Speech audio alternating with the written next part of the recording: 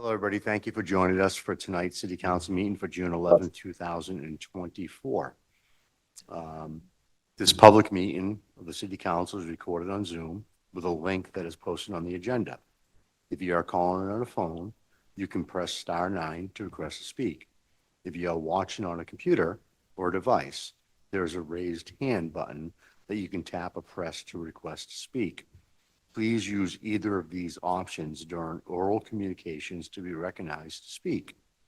If technical difficulties arise and Zoom link is interrupted during an in-person hybrid meeting of the City Council and a quorum is present, the meeting may continue after efforts have been made to reestablish the link. The minutes shall note the interruption.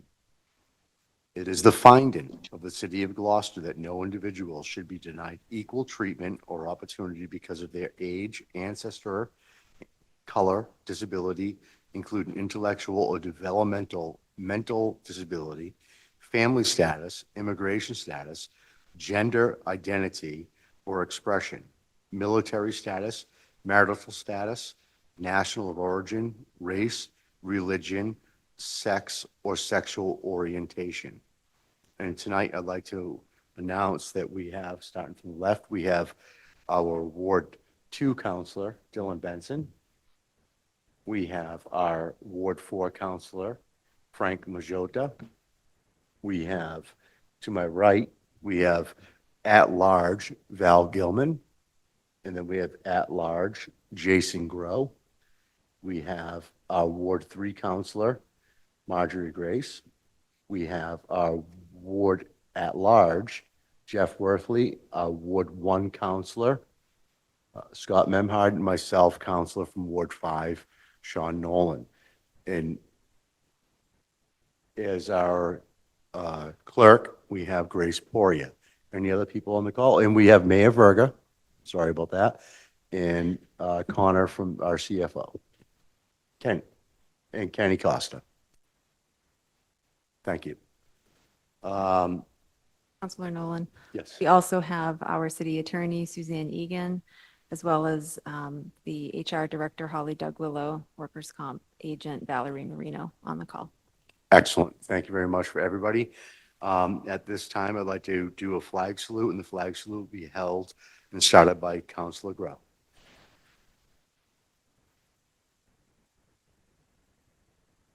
Pledge allegiance. Flag of the United States of America, and to the republic for one nation, under God, indivisible, with liberty and justice for all.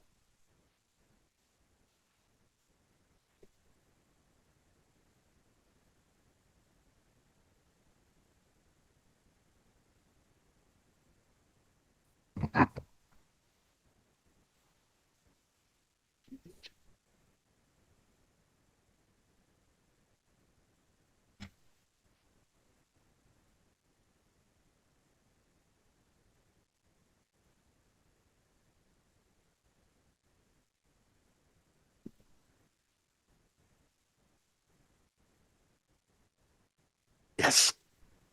Sorry, I had to find my gavel. So next up, we have oral communications. The public shall have the opportunity at every regularly scheduled meeting to be heard under oral communications on matters not appearing on the agenda. Oral communications shall allow any resident and/or property owner and/or business owner who has a request or a complaint of any nature relative to the city business to appear before the council, make their statement without debate, and the city council will refer matters to the office of the mayor. Persons speaking under oral communication shall be limited to 3 minutes each. Councilor Grow will be doing the timekeeping, and there will be a loud audible noise with 10 seconds to go. Thank you. So at this point, would anybody like to speak under oral communications? And you can form a line. Hello, David Enos, 2 Haskell Court. I'm here tonight because of the importance of what's going on with the school budget right now. First, I'd like to say thank you, Congressman Legend, Worthley. Thank you. This is actually on the public hearing tonight, so that be able to speak, not under oral communications. I'm sorry. Oh, no problem. I'll wait. First, I was going to say, I got a promotion. Thank you. Yeah, sorry, Seth.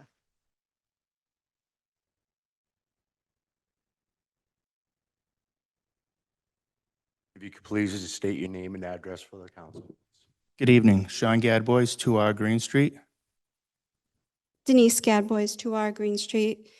We have come to this council meeting tonight to bring to the attention the connection from Ledgemore Ave to Green Street, which runs along our property, to Green Street Playground, which is being revamped.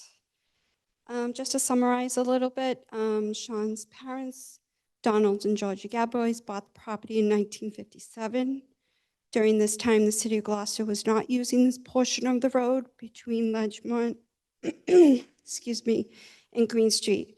This was a dirt road and considered a paper road by the city, formerly known as Ledgemont Ave, which was deeded a private way, not a public access.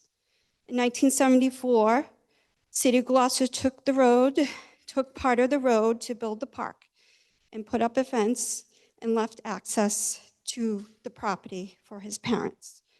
In June of 2001, Sean and I purchased the property to our Green Street from Georgia, to which we were granted to run utilities underground to our house, which we built on the property. During this time, the city of Gloucester never took any claim to maintain this portion for over 50 years, and the park has always been directly open to foot traffic from Ledgemont Ave.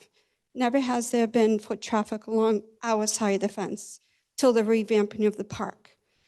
We have personally maintained, plowed, and improved upon this portion for the road for over 38 years. It's a couple of our concerns that we have: safety. We have, if you continue with the foot traffic to go alongside our side of the fence, there's a high probability of someone getting hurt by existing and entering vehicles to access our property. For example, delivery drivers, visitors, even occupants of our house or 39 Perkins Street, to which we would be 100% responsible for. We hope that this doesn't happen, but you just never know. We also have a dog on the property that is very protective of the property, which we do keep chained as he is out. The upkeep. If the public foot traffic conditions continues, there will be our 100% responsibility to maintain, plow this pathway for safe access for the public. The city of Gloucester has already told us that they are not responsible in maintaining this portion of the road. Number 3, theft and vandalism. Due to the public having direct access to our property, there will be a very high probability of theft and vandalism to our property and vehicles. We've already, thank you very much. We'll be sending an email to Councilor Benson that will hopefully forward it to you guys. Thank you for your time and have a good evening. You too, thank you. Anybody else wishing to speak under oral communications?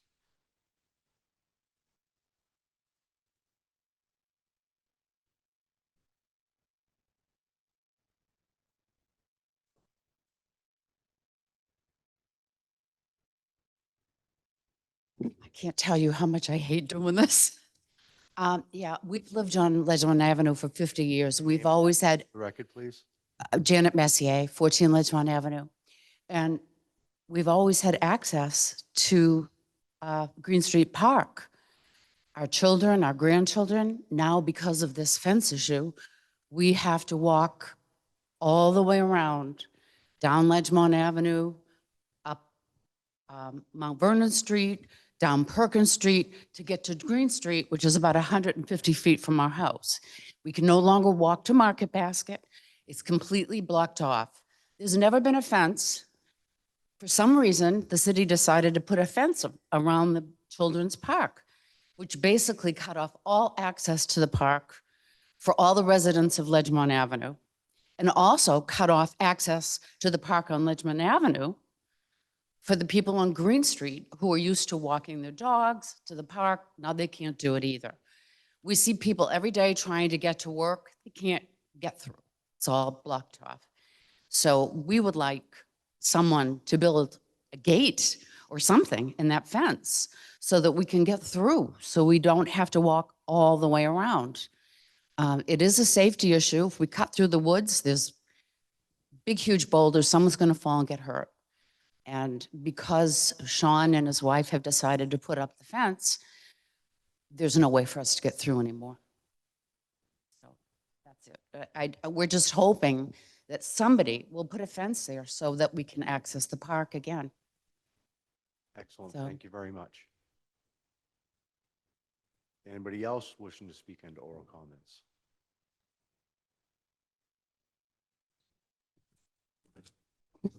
Good evening. I'm Laurel Palazzola, 11 Ledgemont Ave. And I believe many of you got an email from me probably a month ago when they were starting with the fencing. The gentlemen were telling me, oh, the fence is going all the way around. You will not be able to get through. You'll have to go to the side, which was Sean's property. And I understand him not wanting people to go through there. I have grandchildren. I'm taking a carriage over to the playground frequently. I clean up over there. I've cleaned graffiti off the playground. And there's no way that I need to walk all the way around to get to something that is right there. I could watch people over there. I've called the police on illegal activities. I received a communication from Pam Tobey after I contacted and after the mayor was contacted, saying that I connected with the DPW director and he let me know that this fencing is final. It was placed this way to encourage people to access the field through the public way of Green Street versus Ledgemont Ave, which is a private road. No one asked anyone on Ledgemont Ave our opinion. And she said, oh, I know it's a bit of a longer walk for you across. Yes, I'm gonna go down a hill, go on to Mount Vernon, which is, you know, sketchy at best. Use the microphone so it's. Oops, sorry, I thought I was yelling loud enough. Mount Vernon is very busy and you know it's very crowded. The sidewalks are not always shoveled in the winter, and it's not the fault of the people that always live there as they plow into the area. You can't expect someone to take care of 12 feet of snow that the city's plowed on the corner. People maintain the area to get to Market Basket. People go out and shovel so people can walk in the winter time. We have a large group of people that work at Market Basket that probably do not drive. English is not their main language, and they go back and forth to work all the time. I can tell what time it is because my front light goes on at 9:45 as they leave, because they come home from work.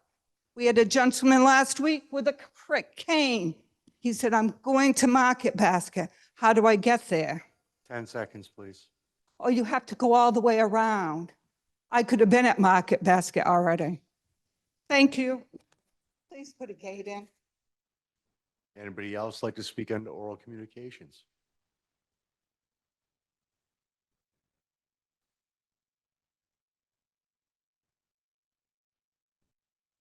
Nick Gorgoni, 6th Centennial Avenue. I wanted to bring up a safety concern for pedestrians on the intersection of Centennial and Western Avenue, specifically where the drawbridge is located. Right now, the drawbridge has green lights that are on basically at all times when the bridge is down. This area is pretty heavily trafficked by tourists and people just from out of the area, so they may not be familiar that this isn't your typical intersection with other cars coming from across direction. So as a result, pedestrians that are crossing the street, you know, myself, there's probably been over 10 times that I've almost been hit by a car crossing the street there. I've talked to the drawbridge operators. They said that they've counted more times that there's been close calls. So what I wanted to propose was basically, if it's possible, to eliminate the green light that's associated with the drawbridge, so that whether it's a yellow light, so that drivers know, be cautious, people are going to be walking across the stop walk here. No light at all, and just have the red light when the bridge goes up, or even just having a sign by the lights that say pedestrians, like stop for pedestrians, because there's been instances where cars will literally, the person in the car will yell at you and say, "I've got a green light," and it's like, okay, So I'm basically just asking that you guys take a look at it and see if there's anything that you can do to keep the people that are crossing the street safer. Excellent. you. Thank you very much. And up next with your name and address, please. Hello, Mark Messier, 14 Ledgemont Avenue. I'm here to voice my appreciation for the GAD boys and their concerns about safety, certainly very legitimate, and also their concerns about liability risk. Curiously, though, I want to point out that there has been access on their property, which we were never aware of was their property prior to this recent development. My suggestion would be not a small one, but it would be to provide some access, a gate of some kind, in the large, high black fence that surrounds the playground and the basketball court. Some sort of access as a compromise for this situation, so that we're not putting the GAD boys in additional risk, but we're also engaging or providing access for people who use Ledgemont Avenue to get to the park from Ledgemont Avenue or go to Market Basket from that direction. So thank you for your time. Thank you. Anybody else here tonight would like to speak under oral communications?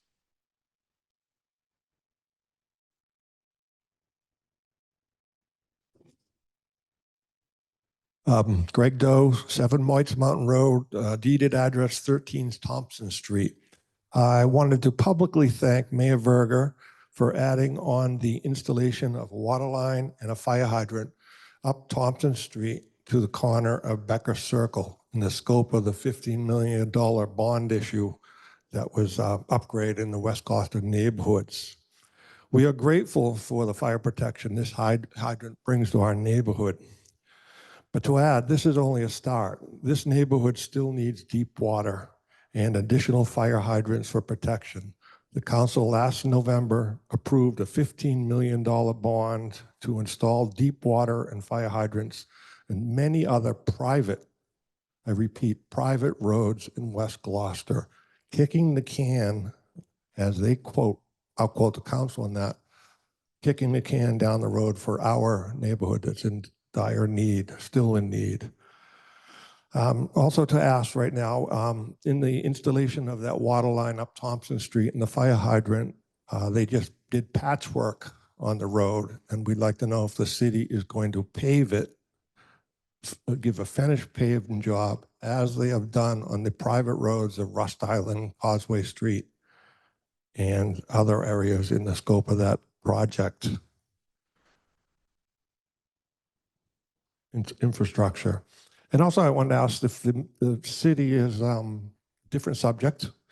Main Street looks beautiful, repaved, nice new white lines.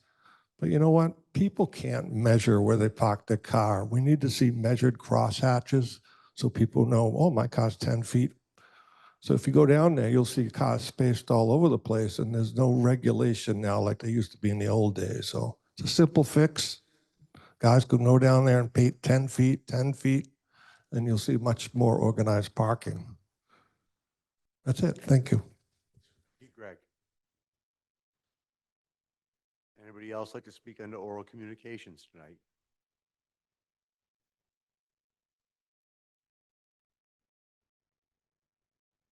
Use the mic, please, Brenda.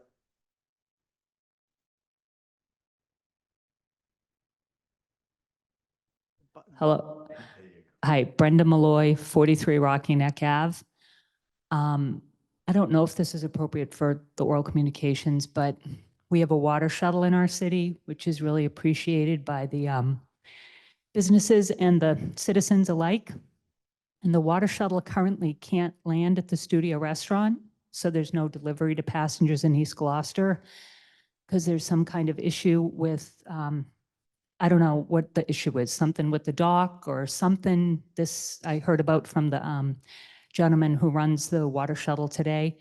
So I would just like to ask our mayor, Verga, and anybody else to please look into that because the season has started and the water shuttle runs on the weekends and we need it badly. Thank you.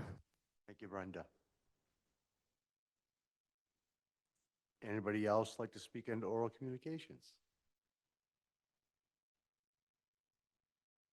All right, hearing that, is there anybody online that'd like to speak? Patty Amaral is, and I will allow her to speak.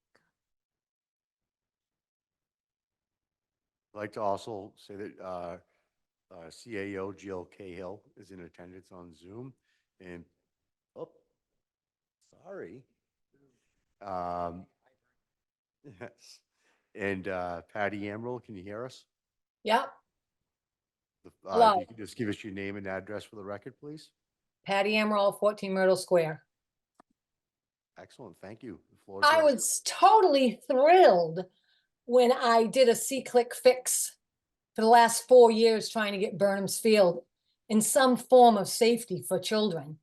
And I got an email that said that the handicap swing was fixed and the gate that was smashed off its base was fixed.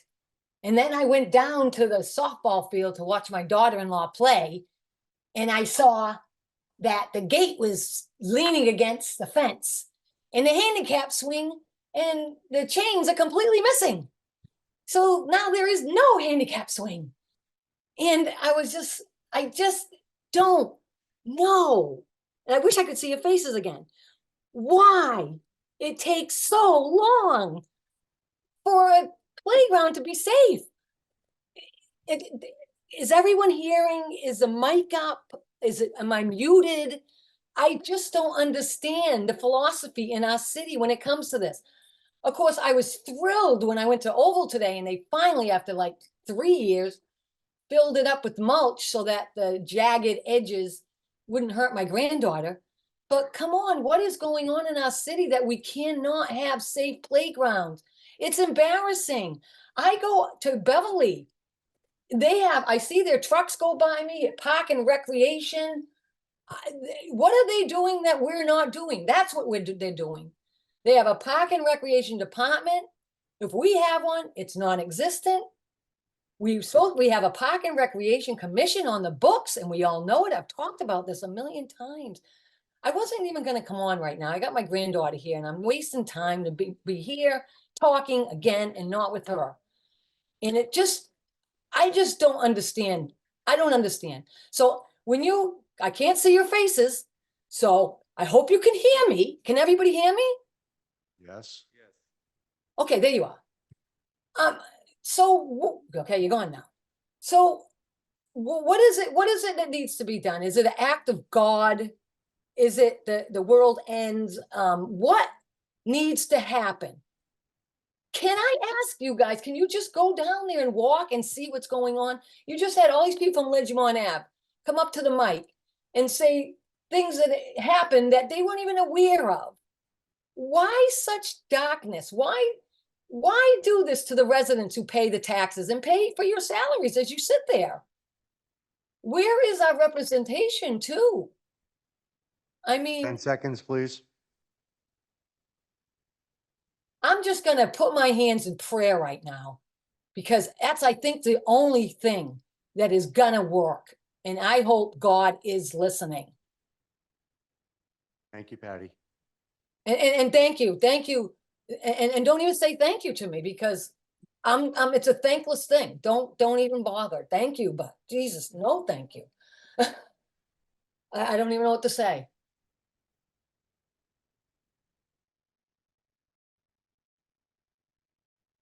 Anybody else like to speak under oral communication?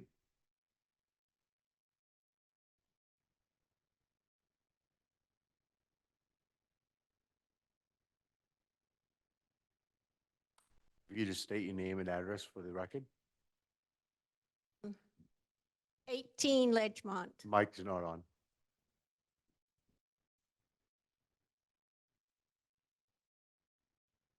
Council Benson, could you help her? Oh, Grace is in.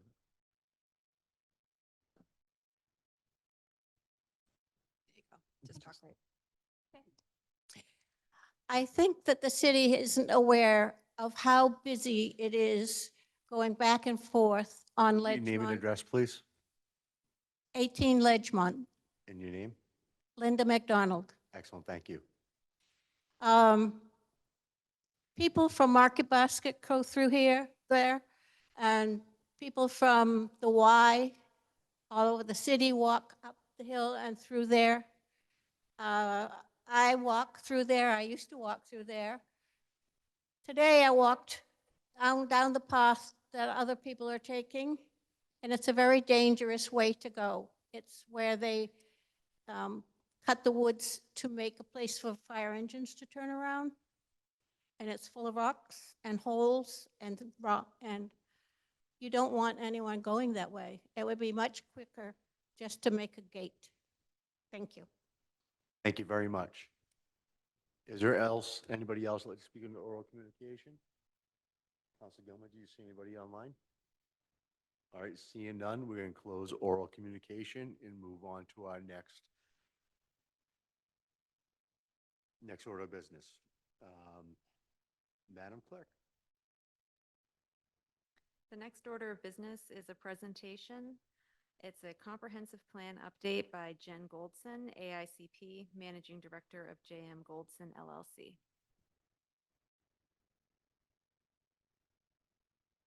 Good evening, Jen Goldson here. So nice to see you all. Thank you for having me. Am I coming through all right? Just give me a thumbs up. Okay, perfect. Good. Well, I have prepared a short presentation. Happy to take your questions as well. So I'm going to go ahead and share the screen, and hopefully you all can see it well. All right, just let me know if there's any troubles with sharing the screen here, but I'm assuming that you can see the screen now.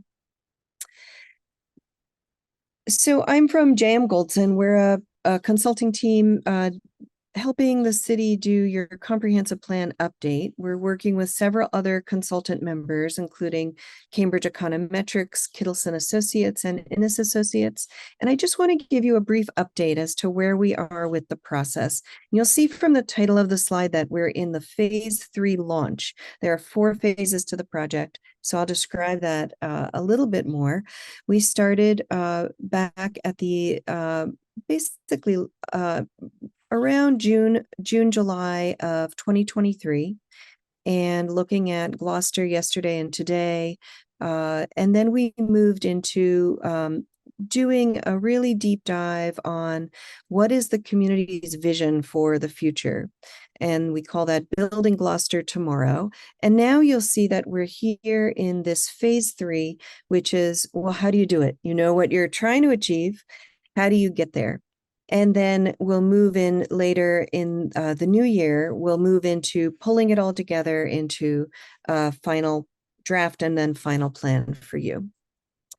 So first, I want to just really commend the community, the community development department, the planning department, mayor's office. Everybody really did an amazing job with engagement. There was a real push for engagement, especially during the phase 2 visioning piece, which is where we really love to see a large amount of engagement. And Gloucester really exceeded our expectations. And I think that's really a testament to a very involved community who cares deeply about Gloucester.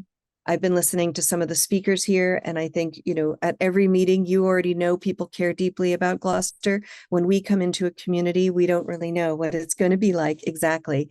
And we were really blown away in a really good way. So you've already collected about, let's see, it's 3,250 participation touch points is what we call them.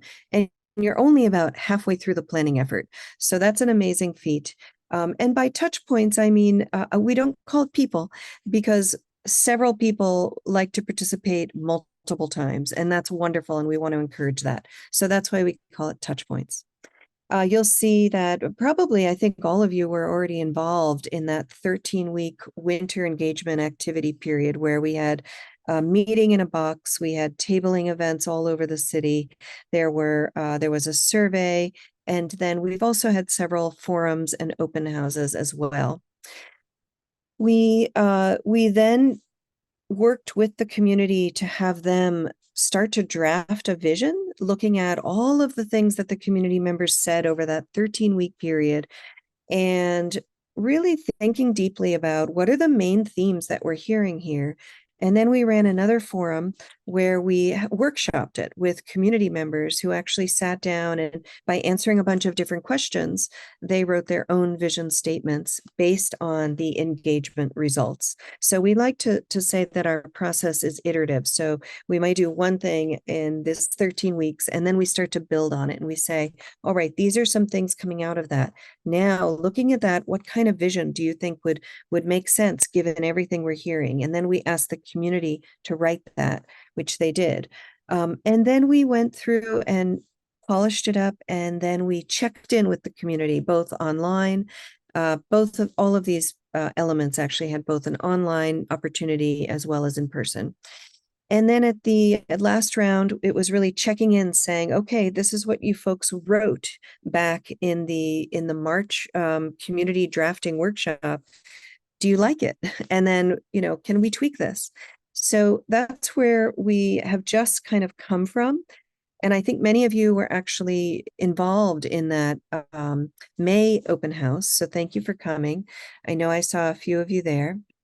And so now what we're doing is launching into phase 3. But before we do that, just in case folks are tuning in and don't know what a comprehensive plan is or haven't quite heard about this project yet, I just want to take one quick step back before I go into phase 3 to tell you what's coming up next. And just talk a bit about what even are we doing. So a comprehensive plan is, in best practices, it's done about every 10 years. Some communities wait longer, but roughly every 10 years, it's a good time to take a step back. You have all these day-to-day issues and quarter-to-quarter and year-to-year issues that the city council, the mayor's office, and all your department managers are dealing with. But the comprehensive plan allows you to really take that step back, look at the big picture, look at where you're really trying to go, and then all of those other things follow from there. So thinking big picture, making those connections, guiding specialized plans that may come to follow this comprehensive plan is also something this project will help you with. And then leveraging those existing assets that you already have, looking at the bigger picture trends in the region, the state, the larger New England region, and the country, and then really leveraging your assets to achieve your vision. And then defining those community-wide priorities. And we're really starting to see that come through. And I'll talk about that in a few minutes. And this will all help you in the future guide your work, guide the decisions that you make around policies, around zoning, around programs, around other initiatives, around capital improvements, etc. All right, so just as a reminder, there are 7 statutory elements that we are required to look at. We often also look at other things, and I'll talk about that in a second, but the 7 statutory elements are cultural and historic resources, demographics and housing, employment and economic development, land use in general, which really ties a lot of this together, natural places, ecosystems, and sustainability, as well as public services and facilities and transportation. And you'll see that if you know the statute, we've actually tweaked this a little bit because of, number one, I know that the city of Gloucester thinks sustainability is incredibly important and resilience, but so do we. And so we typically add in sustainability in a way that the statute didn't anticipate back several decades ago when it was written. Sometimes we also weave in things like public health and other things that come up as a course of the engagement. All right. And so the way that our firm and our team, our subconsultant team likes to look at these is rather than doing one element at a time, we really like to do them together so that we're looking at all of these interconnections. You know, Parks and Rec obviously affect transportation. We heard tonight in some of the neighborhood folks around the Ledgemont Ave area talking about how transportation, walking is difficult now because of this fence. And so that's just an example of how these things are really interconnected. And that's why we look at it more as a system. And you'll see that we identify things we call core themes rather than having a chapter on all of these elements. We actually identify, well, how are these things starting to relate to each other? And what are the core themes? And I'm going to talk about core themes in a second because we have defined them, or really, I should say, we and your community have worked to define what those core themes are for Gloucester. But just as a reminder, you've probably seen this tree metaphor I developed, I don't know, probably 10 or more years ago. We started off the plan by just trying to establish a foundation. What is the community value? What are trends and issues and information? What are the facts on the ground? And then we look at the vision, and that's just like the big canopy of the tree. It's blurry. We don't know the details yet, but we know kind of what this big, beautiful tree, this vision of your future will look like. And then we start to get into the details. So we look at goals. Goals are like the branches of a tree that provide conditions to hold up that vision. And then the leaves are like the strategies. And phase 3 that we're getting into now are the leaves. It's the strategies. It's coming up with all of those actions and things that you can do, things that you can adopt, policies that you can create, initiatives you can spearhead, and processes that you can put in place. And that's where all the detail comes in. And that's what we're launching now. So let me step back before I go into the strategy phase, the phase 3. I want to show you where you ended up at the end of phase 2 here.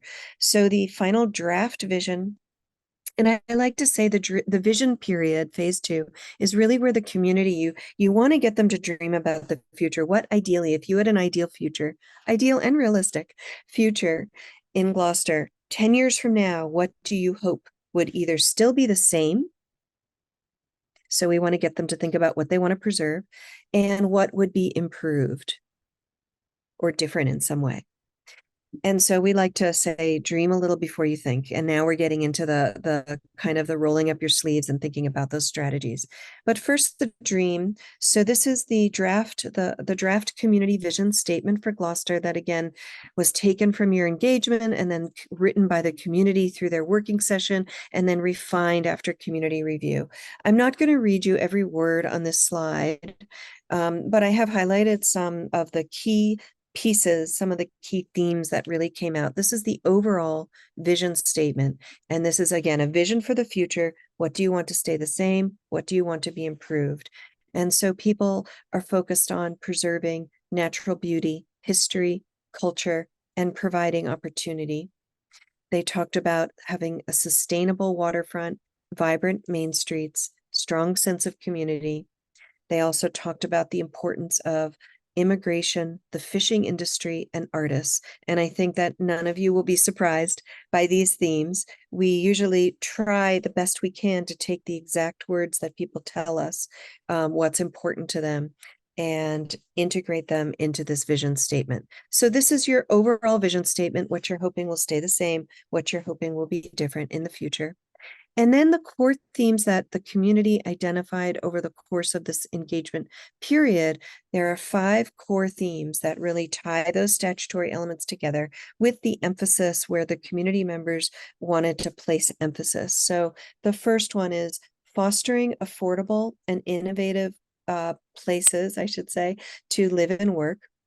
2 is promoting thoughtful and engaged city leadership. 3 is preserving 400 plus years of history, arts, culture, and landscapes.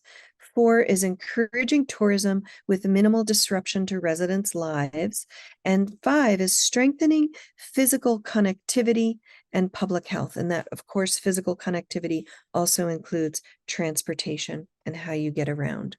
And you can see that we integrated public health in as well, even though that's not part of the core statutory elements. So this is really customized for Gloucester. And then I wanted to just give you an example. I'm not going to go through all of the goals for all of those core themes, but I'll just go back a slide for quickly. Each of these 5 core themes also has a handful of goals. Those again are the specific conditions you're aiming for. Doesn't tell you how you're going to do it. It just says what you're hoping for within that core theme. And so I just pulled out the first core theme to give you examples of some of the goals. And these are paraphrased for the sake of getting them on a slide and not being overly wordy. And so the first core theme, fostering affordable and innovative places to live and work. There are actually, let's see. Oh, I think I might have messed up the next slide. I'm just looking over at the next slide, but it looks like there are 5, 6, 7 goals. So I'm going to read them to you in a minute. And so the first 3 are around blue economy, working waterfront, and ocean-related industries, diverse industries, including fiscal balance, security, and living wage jobs. The third goal here is providing adequate supply of housing of all types, sizes, and costs.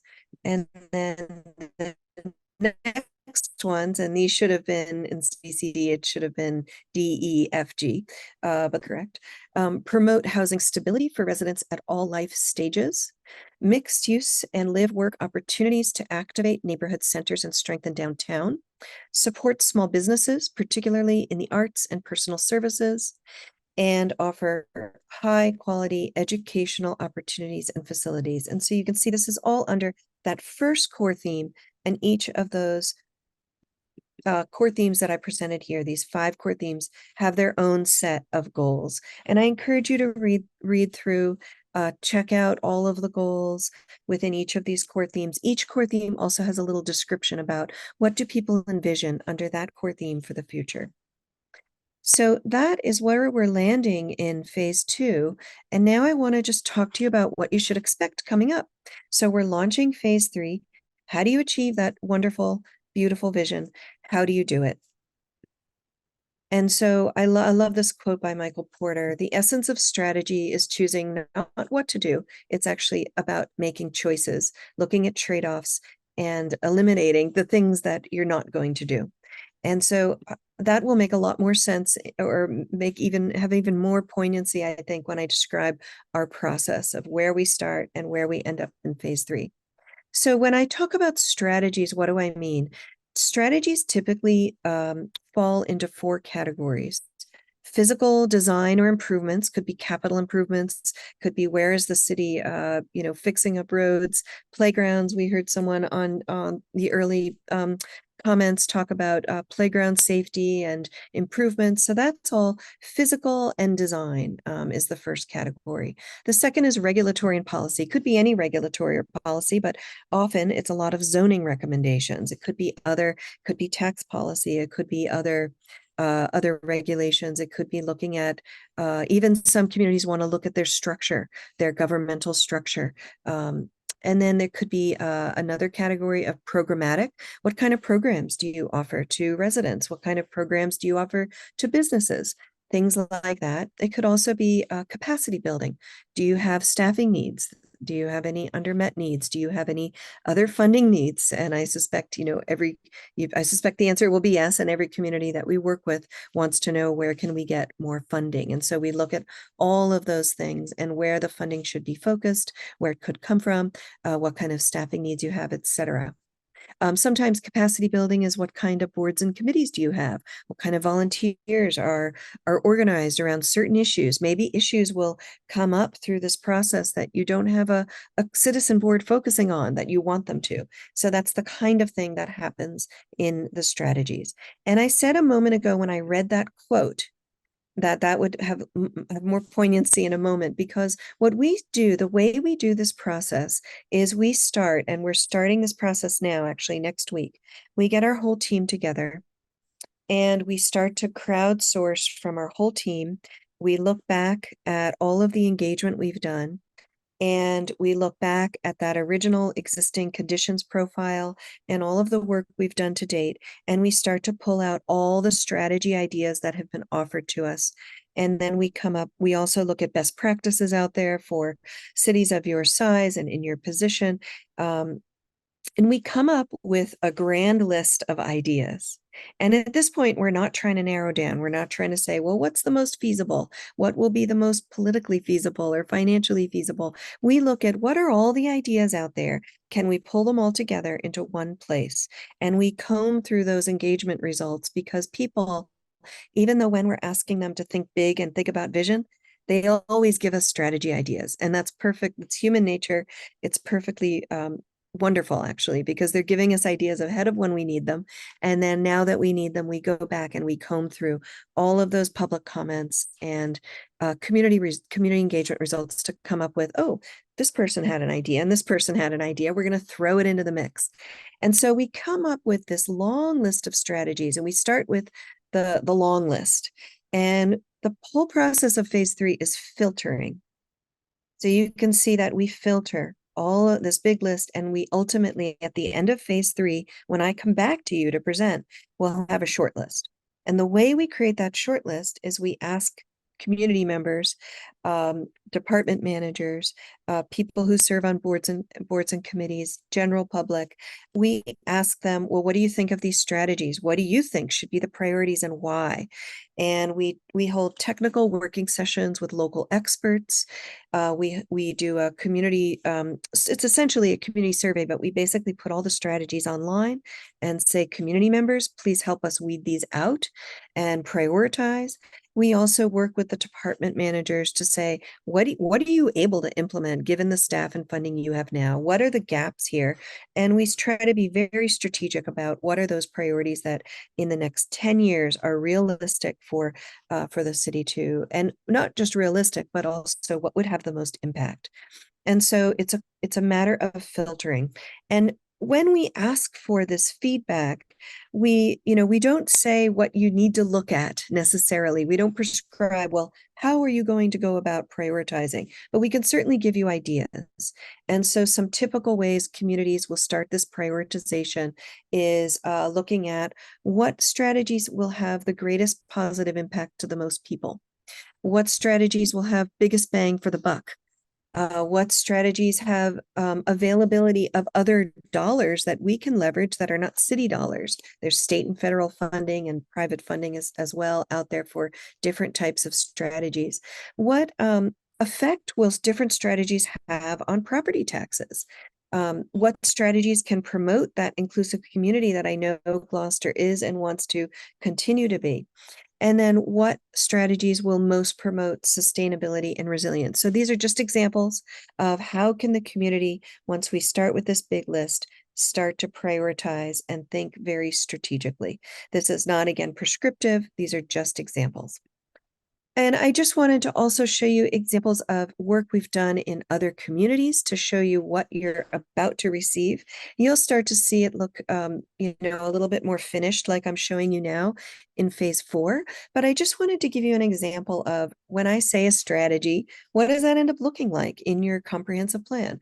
And so every goal, you saw that every core theme has a set of goals. Well, every goal will have a set of strategies.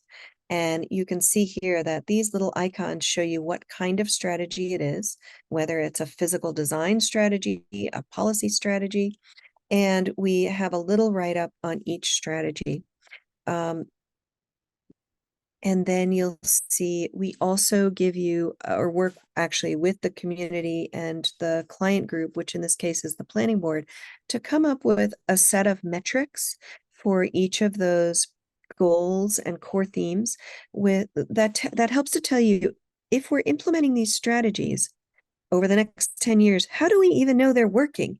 How do we know they're effective? And so we help you identify ways you can measure effectiveness of those strategies against your goals.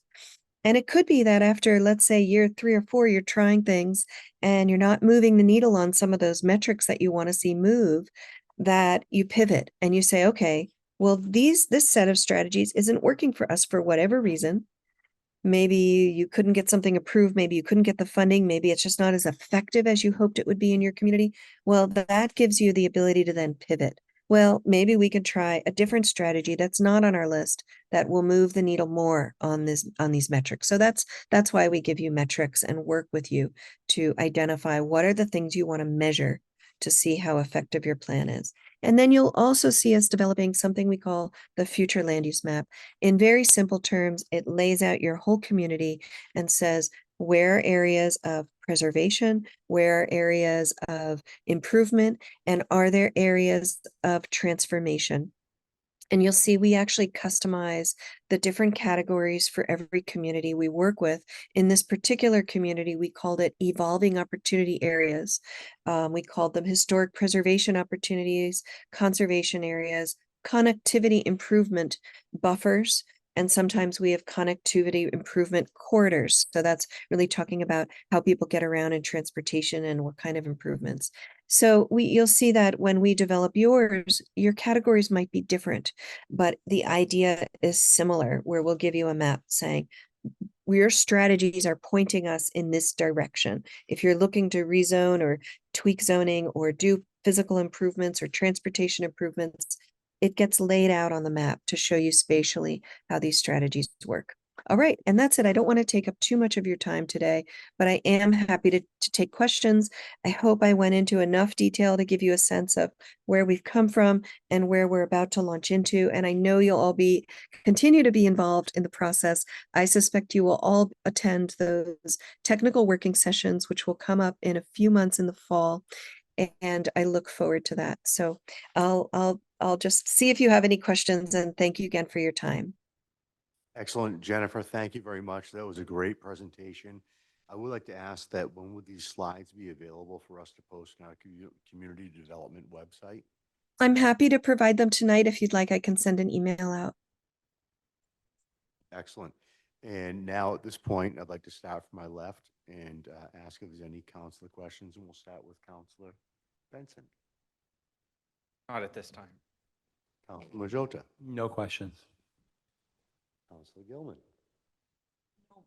No, but I just wanted to comment that I liked how you brought up the area of walking transportation tonight. I thought that was, you're involved with this comprehensive plan on an ongoing basis, not just when we are having the formal meeting. So I appreciated that very much. Thank you. Counselor Grow. I'll take Dylan, Frank, and Val's question time. I have a few questions, if you don't mind. Thank you very much for the presentation. It's very informative, and I appreciate a lot of the conceptual ideas that are going into this.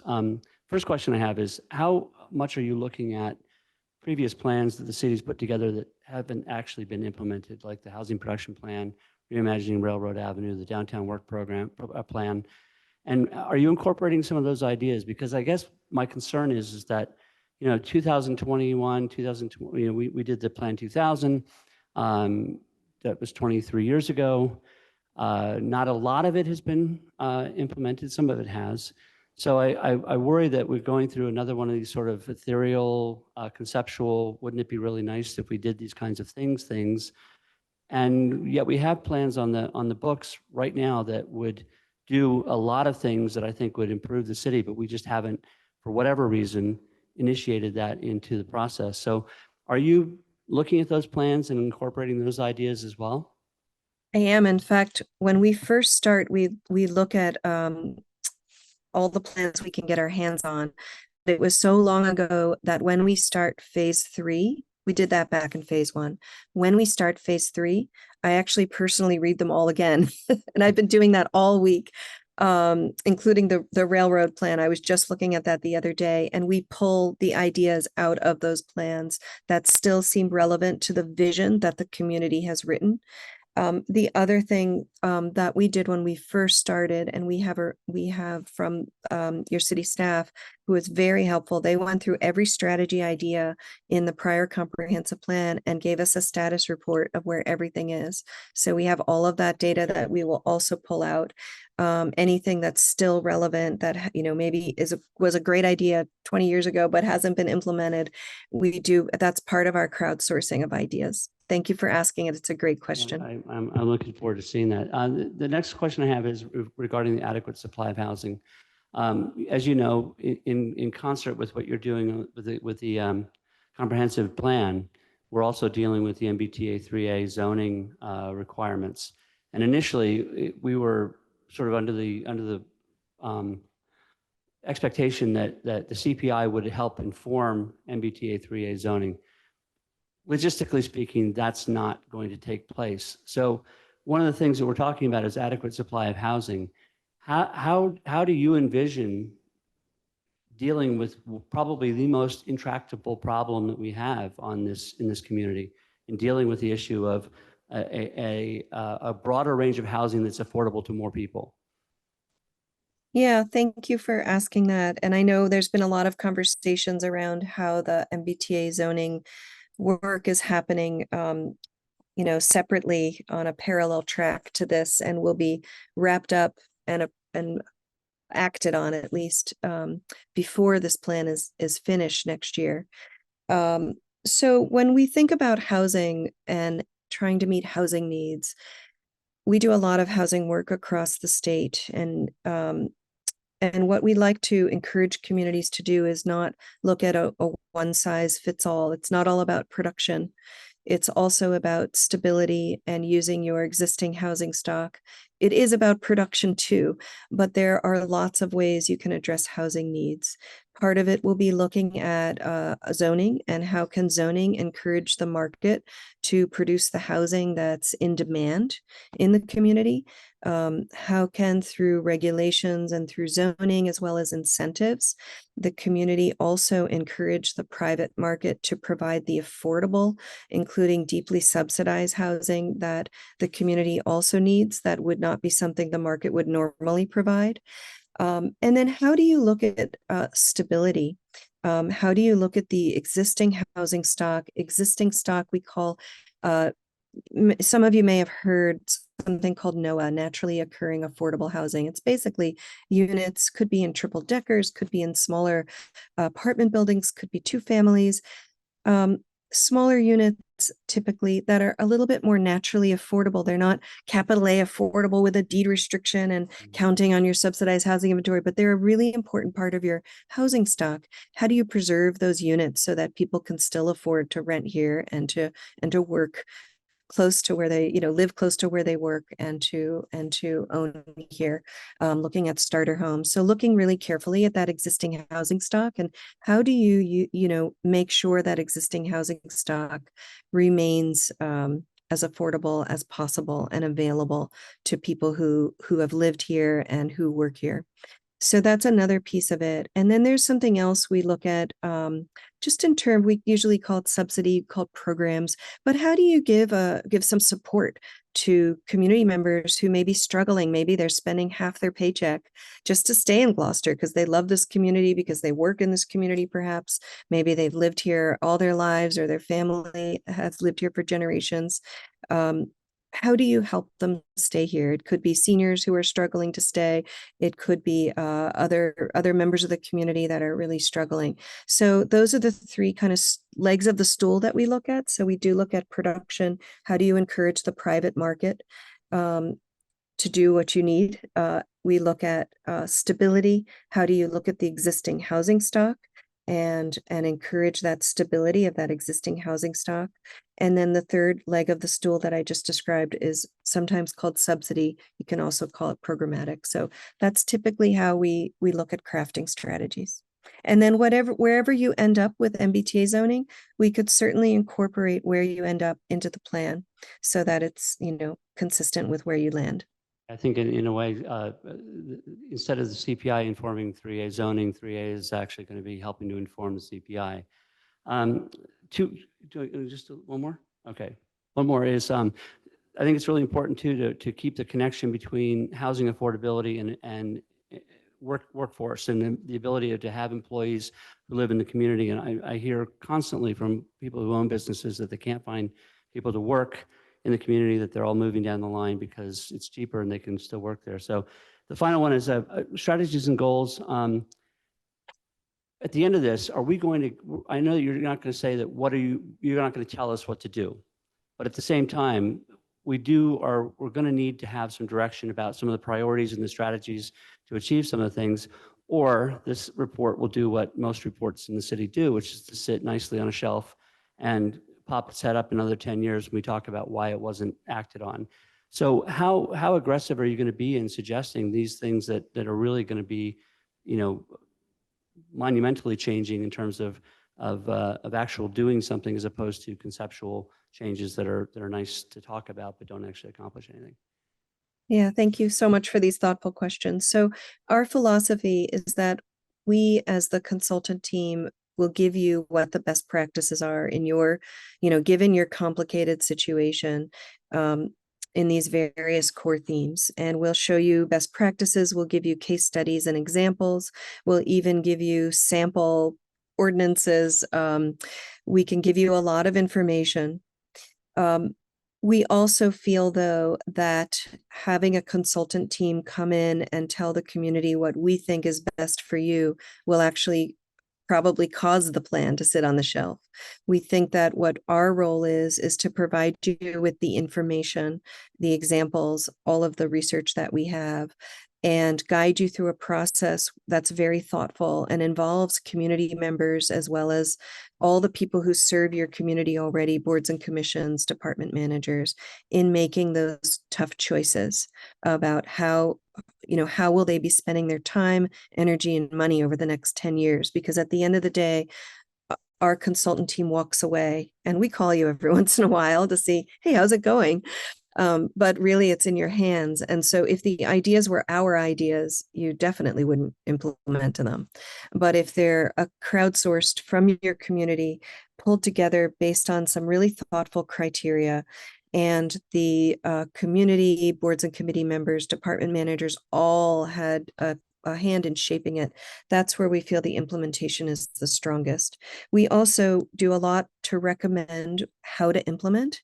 Once something is done, like a comprehensive plan, it's really important. And I usually save this for the next time I talk to you, but I'll just give you a little snippet now. It's really important to be very thoughtful and strategic about who's in charge of implementing.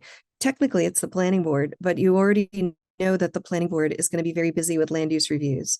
So what we recommend is that you have a separate you create a separate committee that's just in charge of tracking comprehensive plan implementation, coming to you regularly saying what's been done, what's not been done, being in your annual report, having a lot of transparency. We also give you an implementation, we call it a matrix. It's a spreadsheet that says every single strategy.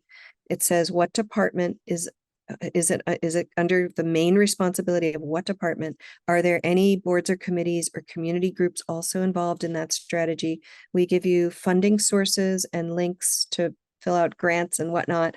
And we give you any case studies that were relevant to that strategy, as well as a rough estimate, in a Zagat type of dollar sign estimate of how expensive is the strategy. And what we really want you to do is not just have your new implementation committee maintain that spreadsheet with a status of every strategy, and submit it to you. But we also want them to have that up on the website, on the city website, so that any member of the community can go in at any time and say, what the heck happened to that strategy? I'm wondering. They can look and see exactly what it is. So we think that accountability, that transparency, and that group that is actually responsible to report to you and put reports in the annual report is what helps create a plan that's actually implemented. Thank So you very much. I know that may be a little different direction than maybe you were thinking I'd go in, but that's what we recommend. Appreciate it. Thank you. Excellent. Thank you, Jennifer. Before I move on to Councilor Grace, I'd like to recognize that we do have two members of the school committee here. We have Kathy Clancy and Bill Melvin. Thank you. Councilor Grace. Hi, Jennifer. I just wanted to thank you for the thoroughness of this and your compassion and, kind of always thinking ahead with whatever scenario might come down the road and proving that this isn't just an exercise by clearly paying attention to what people right here in this room said tonight, particularly on Ledgemont Ave. And I'm grateful to you for paying attention to what the citizens are saying. Thank you.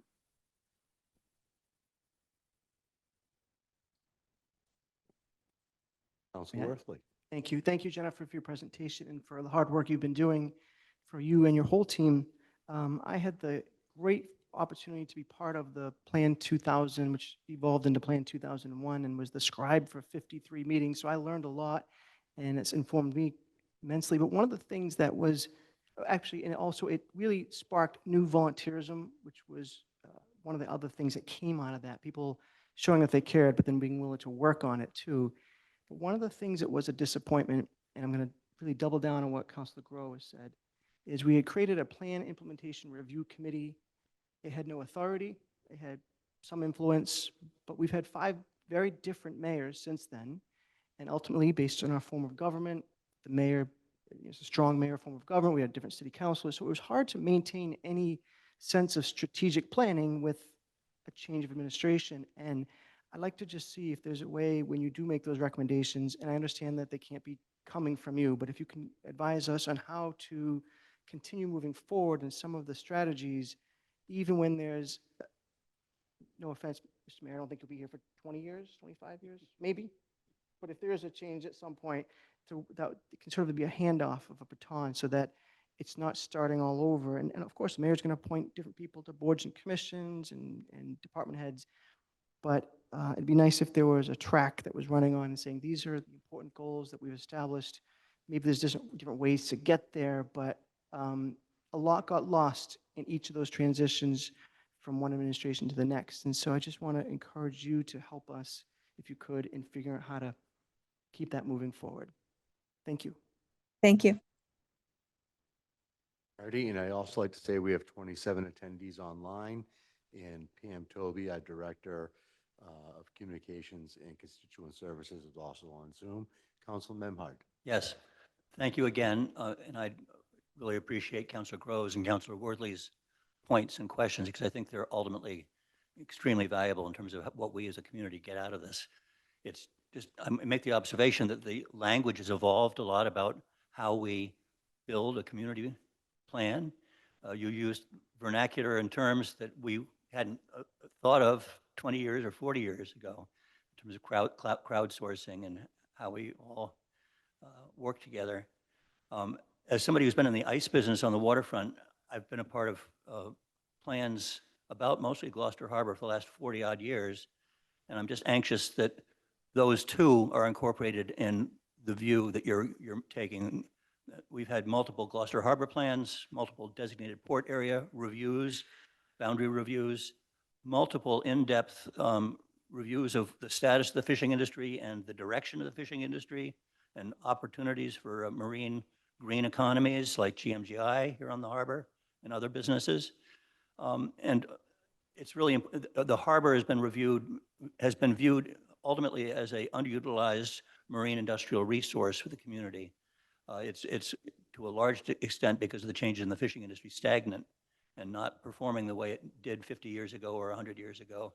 So there's not an enormous opportunity there that I'm just, we've studied it and studied it and studied it, and it's changing all the time. But I'm just really concerned that we don't lose our focus on what's unique about Gloucester, and it really comes to our harbor and our waterfront. So thank you.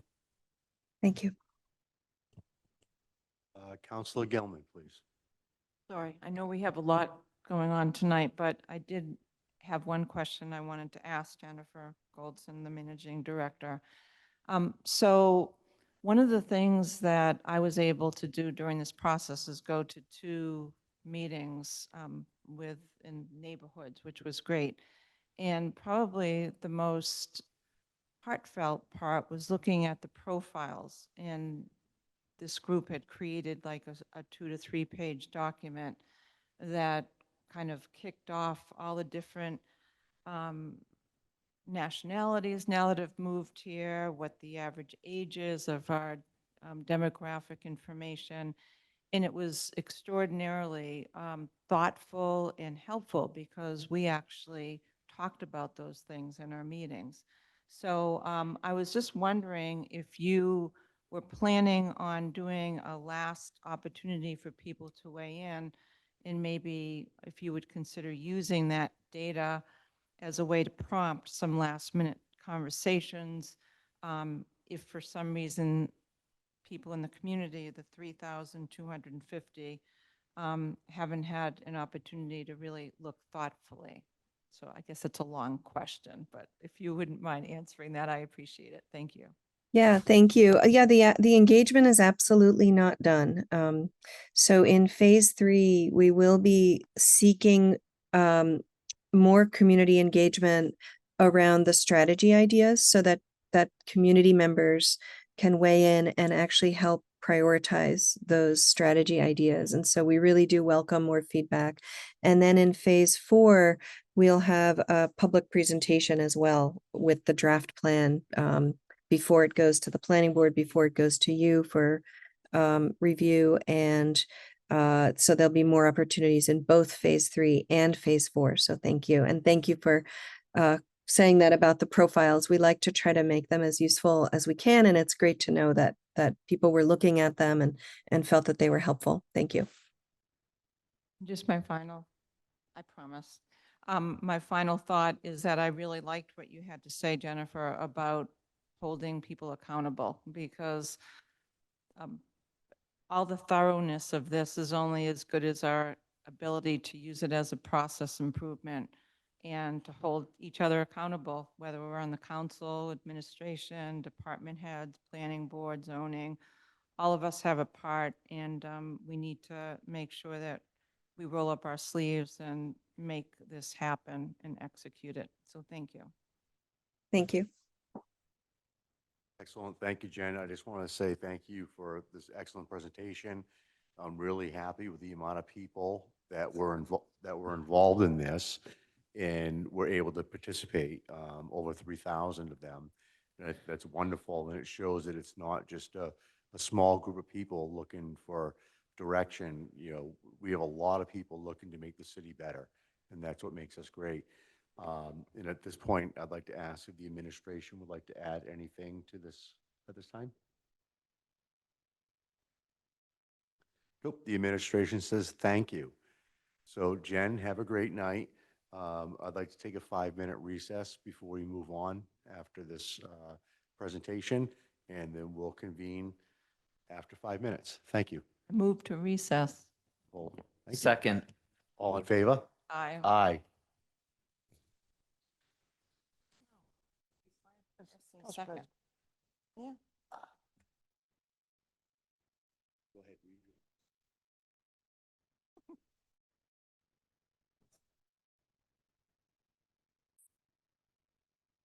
Questions are good.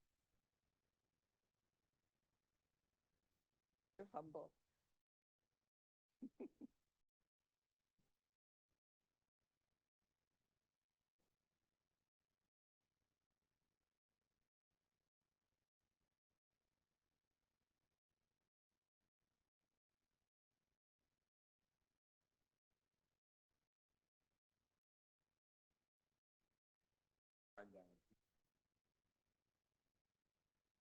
Looking at the budget.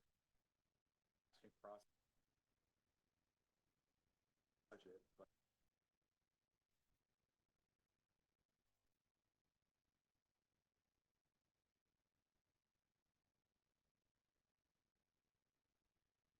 I'll keep you up to date.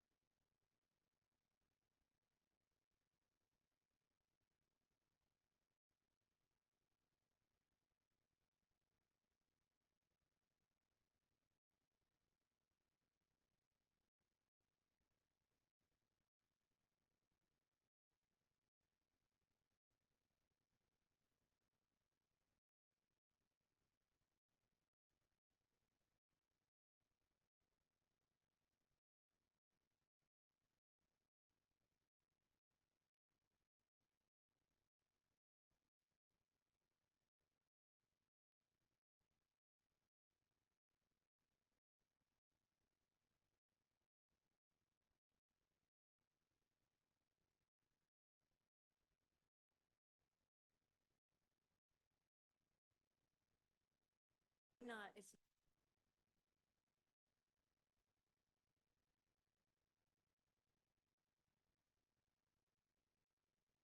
Hi, Meredith. Good, how are you?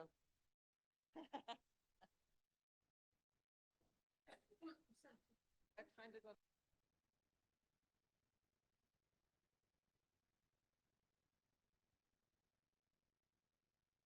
Not this summer, in September, I'm going to Arizona for 10 days to see.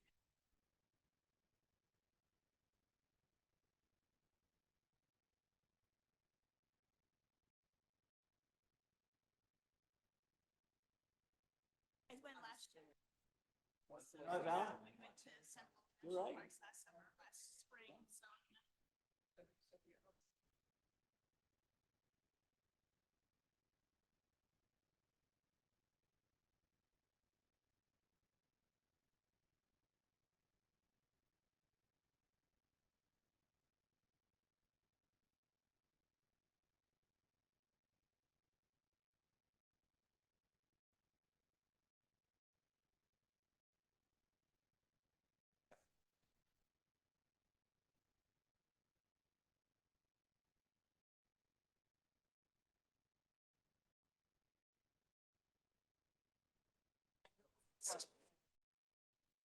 She gets, so she has, so I'm gonna go invest in my favorite musicians. So, oh dear. Well, my second favorite musician, my first favorite musician is my daughter. He's amazing. Yes, thank you. So Hosier, it's pretty special. So, do you know the song "Take Me to Church"? Look him up sometime. He's a fabulous musician. His Hozier. Yes, his lyrics are poetry. Really. Yeah, it's fine. So, Let's go. is it me? You want to bang the hammer? You want to bang the hammer?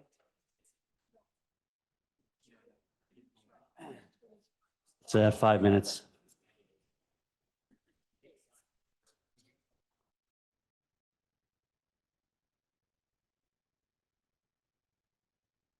Oh, shit. 5 minutes.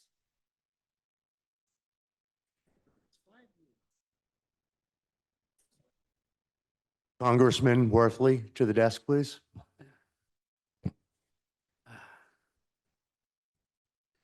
We're going to have a whip. All right. That's hilarious. Yeah. If anybody is friendly with Seth Moulton, please let them know I didn't try to usurp his position unilaterally. I'm Blame sure- Dylan Benson for that. I'm sure he's very worried. I'm sure. Oh,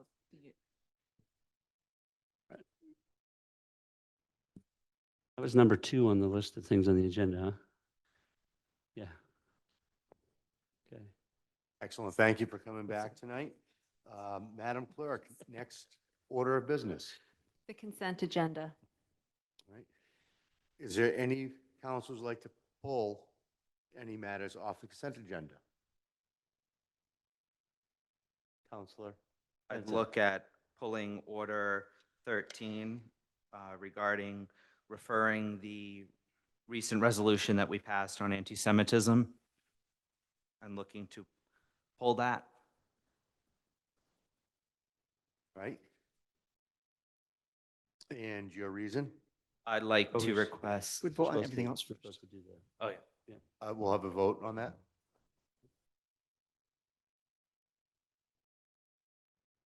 I move to approve the consent agenda as amended. All in favor? Aye. Aye. Aye.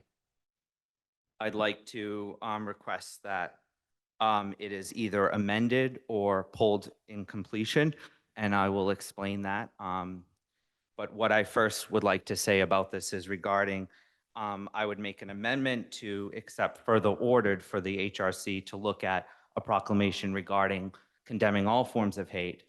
But on the first part, we have done this, it was passed by the full council, and I believe that this definition has been adopted by 36 different nation states, including the United States. It's been adopted by multiple cities and towns across Massachusetts. And I've had a lot of thought about this. And I do think it could set a dangerous precedent for us to we vote on something and then we look to change it. I think that I also am a little concerned about possibly whataboutism. And I think of a quote that I will share from Deborah Lipstaff, who is our ambassador to combating anti-Semitism. She says, if you see prejudice, if you see anti-Semitism, you speak out, and you speak out about it explicitly, said Lipstaff. Don't talk about hate in general. We're all against hate in general, but you call it out for what it is. If it's homophobia, you call it out. If it's racism, you call it out. Misogyny, if you call it out. If it's anti-Semitism, you call it out for what it is. And you don't also say, well, yes, but. So I really think we should consider this differently. I think this definition has been adopted by cities and towns on the North Shore, Beverly, Salem, Peabody. Was adopted by Sharon. This has been adopted by the US State Department. So this is a definition. It's not an end-all be on it. It's a non-legally binding definition, but it's something we can work with. And I really think it would set a bad precedent to go backwards. With respect. Councilor discussion. Councilor Grow. I think an issue of self-reflection is always worth pursuing, especially when one is given information after one makes a decision that may have shifted one's decision in the first place. And I think that while this definition, and I'm not going to argue the merits of the particular order, it should be referred to the Human Rights Commission. In fact, we probably should have referred it to the Human Rights Commission to begin with. We didn't do that. And I think, to be fair, I think we all probably signed on to this proclamation because anti-Semitism is certainly an important thing to fight. But I don't know that we necessarily dug as deeply as possible into the entirety of what we were looking at. And I think that the Human Rights Commission exists specifically to deal with issues like this. And now that an issue has been raised following our vote, having them review it and make a recommendation, a suggestion, they may come back and say, you know, it's fine, we're good with this. They may say, yeah, there's some validity to the concerns that were raised. I don't think it diminishes the importance of what we're doing one way or the other. And I think, frankly, that having them take an opportunity to review what we've done in light of the criticism that's been raised is a thoughtful exercise. And I would encourage my fellow councilors to support moving it onto the Human Rights Commission. Mr. President. Councilor Worthley. Thank you.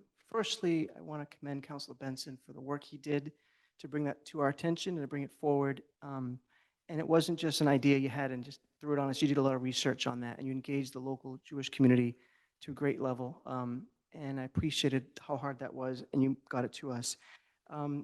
The Human Rights Commission is an awesome commission, which I think Councilor Grow, you're a member of or a ex officio member of. So if the Human Rights Commission were to bring us something, if they were to say, here's some suggestions for changes or other things we should stand for, I think we should listen to them. But to take a council proclamation that we voted on unanimously to say in, I think, April, we stand strongly against anti-Semitism, and then we say in June, well, hang on, we need someone to tell us where we stand on anti-Semitism. is I not know, what is I know being that's not what you're asked. saying, but this That is what is the not effect what is. is We're, being we're asked. sending them to request a review the recently passed anti-Semitism Yeah. resolution. I think that them reviewing it would mean we are trying to undo a vote we took.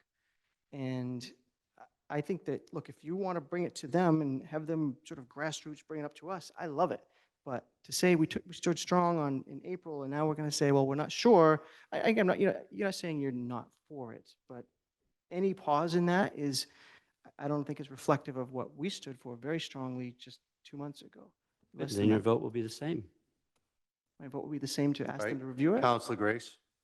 Well, I have 6 million reasons why I think this is important, but I'll keep it to a few. I commend you, Dylan, for your passion on this. It is clearly something that is important to you, and I appreciate that. I think if we change this in any way, we will empower the people that sent us those heinous postcards to say, hey, look, we got to you. We're taking it off of taking it back. I think, more phone calls, that sort of thing. Lost my train of thought, sorry. Excellent.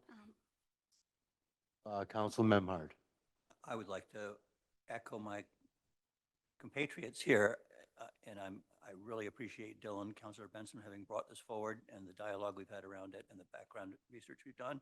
Also, the engagement we've already seen within our community in response to it. And I'd like to just make the point that we have unanimously endorsed and adopted this proclamation. It's in effect right now, which is good. And further dialogue and discussion with the Human Rights Commission about what we have already put in place is fine by me. But we can stand by what we've already accepted and adopted. All right. Do we have any motions on this? Move that we refer the council order to the Human Rights Commission. All right. All in favor? I'll second it. But we also could have discussion on it and amend it potentially. Not for a referral, no. You can amend anything you want after the fact, but this is a referral. We can amend a referral. We can amend a referral.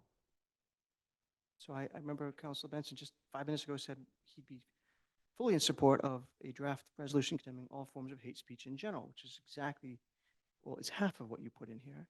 And then the other part about request him to review and pass the recently passed anti-Semitism resolution for recommendation of language to come back to us, I think we could separate those two out.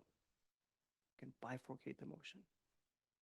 So the way that I'm looking at this is Council Benson did a great job bringing things through. And I think if we can send this back to the commission, what we're going to find out is we don't need to do this every month for every single thing. We need to come up with an anti-hate type of atmosphere because there's so many reasons that are out there. And unfortunately, there's so many people that feel neglected, that they didn't feel happy that someone got this, but they don't like the person that got the anti-hate and they hate that person. And then they want to come back and do this to bring something up. So I mean, I do really appreciate what Councilor Benson has done, but if we could send this back to the Human Rights Commission with the request that comes up with something more standard to anti-hate and not just to prioritize one gender, nationality, creed, religion, race, or anything, and get this done in one shot. I really think that we owe it to the city to bring this back to the Human Rights Commission with a task that they find a way of promoting this where it involves everybody. Because at some time or another, someone's going to feel offended about something. And we need to understand that hate is wrong. No matter what you do or how you think, if you hate something of a person for what they are, that's wrong. You can hate chocolate ice cream. That's fine with me. But if you hate another person, that's wrong. And I think that we can make it simple by bringing this to the Human Rights Commission, advising them to come back with something that is inclusive of all. That may be the best thing we can do, just to stand up and say that we protect everybody for their values and how they feel and what they do and who they are. And I would support a motion to send it back to the Human Rights Commissions for something like that. Mr. President. Councilor Gilman. Thank you, Counselor. In reading this, Council Benson referred to the Human Rights Commission to request a review of the recently passed anti-Semitism resolution for recommendation of language and requests the commission to draft a resolution condemning all forms of hate. I will be supporting referring this back, but as I read this, it's a reminder that the Human Rights Commission might opt not to make any changes. And in fact, they might decide to use your good start at this and springboard it to be something that's even more general. So I'm comfortable with bringing that back to Human Rights Commission for the reasons stated. We also did the same thing with our other statement at the beginning of the meeting, where we brought that back to human rights. The first time we did that, we did not go through them. And the second time we brought it through and they made a couple little tweaks and I thought it was great and I was part of the first one. So it's kind of a process. I will be supporting it. Councilor Benson. I respectfully disagree, and I think we're going to be setting a bad precedent. This was worked upon with Temple of Avatahim. This is a community effort. This, I do feel like we are looking at whataboutism here, talking about all forms of hate. And I think when we see certain hate, we need to condemn it. We need to define it. And this again, and I think we can go back, and I urge everyone to look at what I said earlier with what Deborah Lipstadt said. We should be calling out anti-Semitism for what anti-Semitism is. This is a definition that has been adopted by multiple nation states, including our country, and the United Nations, and multiple cities and towns across the Commonwealth. And just recently, there's going to be discussion about adopting this even further. I respectfully disagree with my fellow councilors, and I think we could be setting a bad precedent tonight. Council Worthley. I just want to sum up one thing. So I heard you say, and I agree with it, that we should ask them to do something that generally condemns all hate. And I think we're all clear here that everyone is always welcome, right? But you'd said we should have them work on something that condemns all hate. And I think we should separate this out by deleting the first half of that and not asking them to review the recently passed anti-Semitism resolution, but just asking them to, and it could include that too if there's some improvement to it, but just simply say that doesn't change, but we ask them to draft a resolution condemning all forms of hate in general, as Councilor Groh had written. So if that's what I thought I heard you say, I'd like to make a motion that we delete the first half and support the second half of that. It is an amendment to the main motion. Do we have a second? I second that. Okay. That's on the motion. All in favor? No. We got to talk. Yeah, I think I made my point that we are all in agreement that we should ask them to help us craft the right language on, if it doesn't already exist, on anti-hate speech in general. And then the disagreement is, do we want to then parse out a sentence here or there on something that we already voted for? So that's why I think we should just stand strong on anti-hate in general so we don't separate any one group over another. So that's why I made the motion. Councilor Groh. So again, the reason that I brought this forward was because following our relatively short conversation on this, because I think I speak for everybody here that we are all against anti-Semitism. That's not the issue that's at play here. And I'm certainly expecting that the Human Rights Commission will come back with a verdict that says we absolutely need to have a proclamation that speaks out against anti-Semitism. That's not a question at this thing here. The question is whether or not the inclusion of the full definition, the IRA definition, is at play here. And I made it very clear to you, Councilor Benson, that I would not support a resolution that included language that effectively made the criticism of Israeli governmental policies as anti-Semitic. And I took it on faith that that was what was going on, but it's clear that there is a lot of controversy about the IHRA definition, specifically about that issue. And I think that the Human Rights Commission, which is there specifically to deal and address these issues, is the appropriate place to review and debate this. And they can make the recommendation. We can come back here. You may have a vote where nothing changes. You may have a vote where there's some change to the language.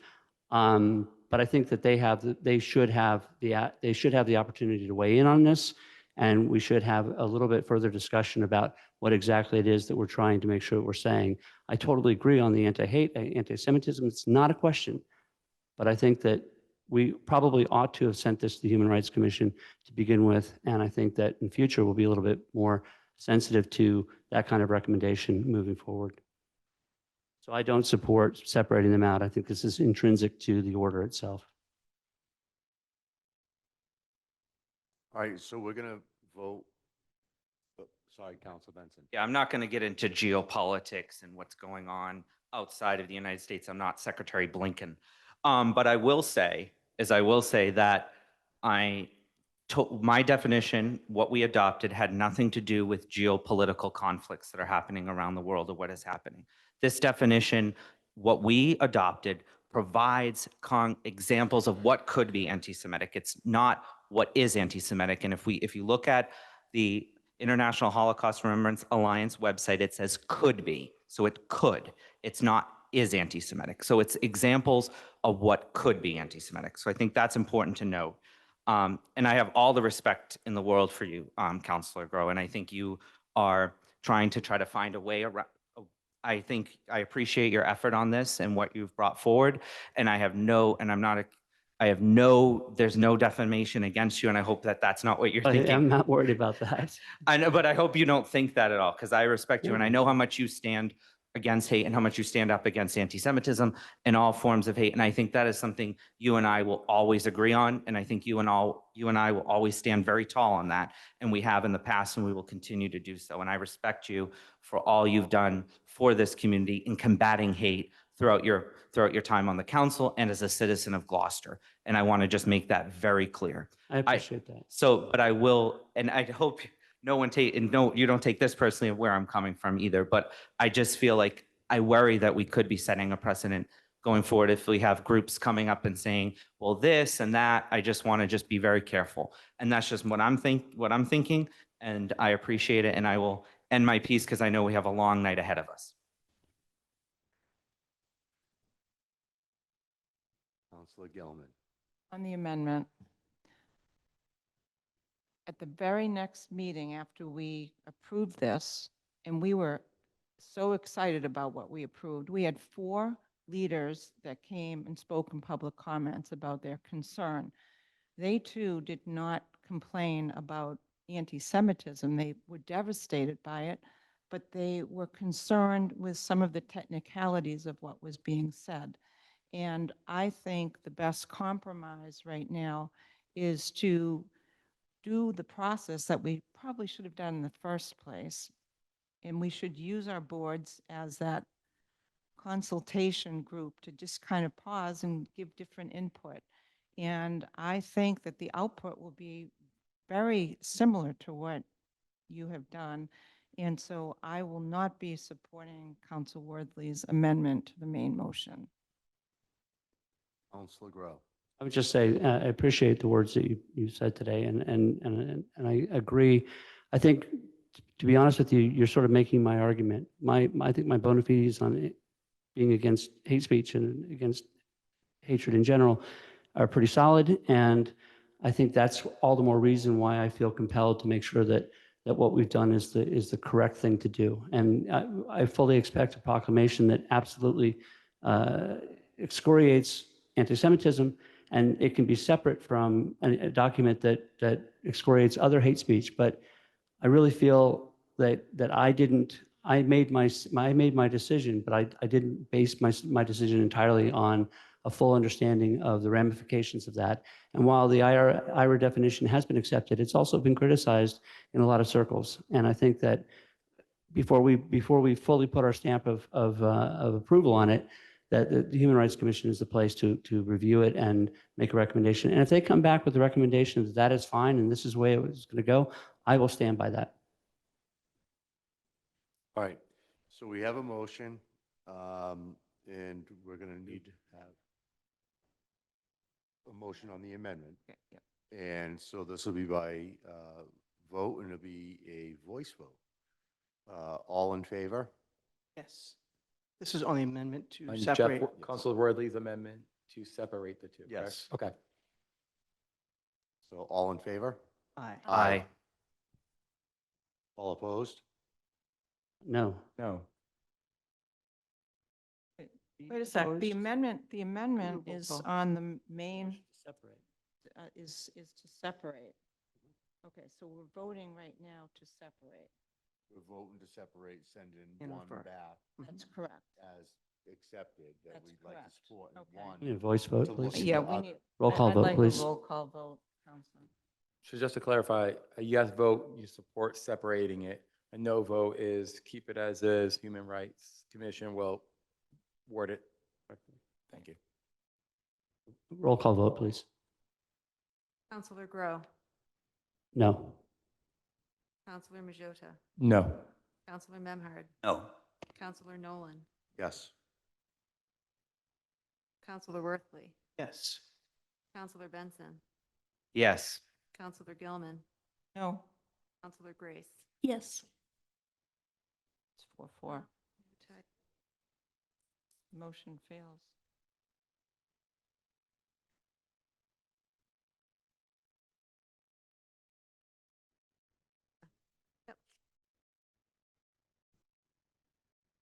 So now the motion fails. So now we need to vote on the main motion, It's just to refer. which is to refer. All those in favor? Aye. Aye. No. No. Do a roll Call vote. call. Roll call, please.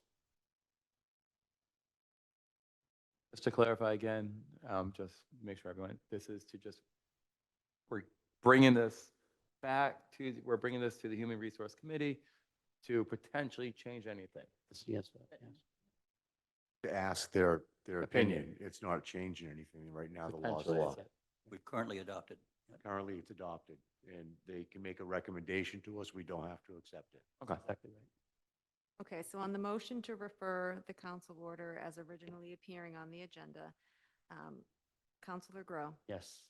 Counselor Majota, Yes. Counselor Memhard, Yes. Counselor Nolan, Yes. Counselor Worthley, No. Counselor Benson, No. Counselor Gilman, Yes, Counselor Grace. No. The motion passes 5 in favor, 3 opposed, 1 absent. So now I think we need to make a motion to accept the consent agenda with, so we're good on that. We're good to go. Okay. So next on the agenda, There's a unanimous consent agenda. okay, would you like me to read that? I would like to read it. So we have number one, a memorandum from the CFO regarding loan authorization request in the amount of $209,972,280 for the WCF secondary treatment and facility upgrades. Number two, from the CFO, and number 2024 SA 24 in the amount of $320,000. And three, a memorandum from the fire chief requesting acceptance of a donation valued in the amount of $22,000. I move to accept the Second. unanimous consent agenda. All in favor? Aye. Aye. All those opposed? The ayes have it. Madam Clerk, next on the agenda. The June 6th, 2024 Budget and Finance Standing Committee Report. Need 30 seconds here. Sorry.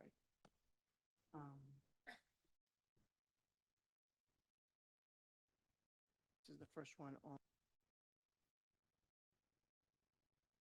SA 2024-23. Grace, I'm sorry. No, you're on the Or before that. grant acceptance, Department of Energy. Got it. Forgive me page because, 2. yep. Do you want me to read it or you got it? No, I got it. But I've been on page 1.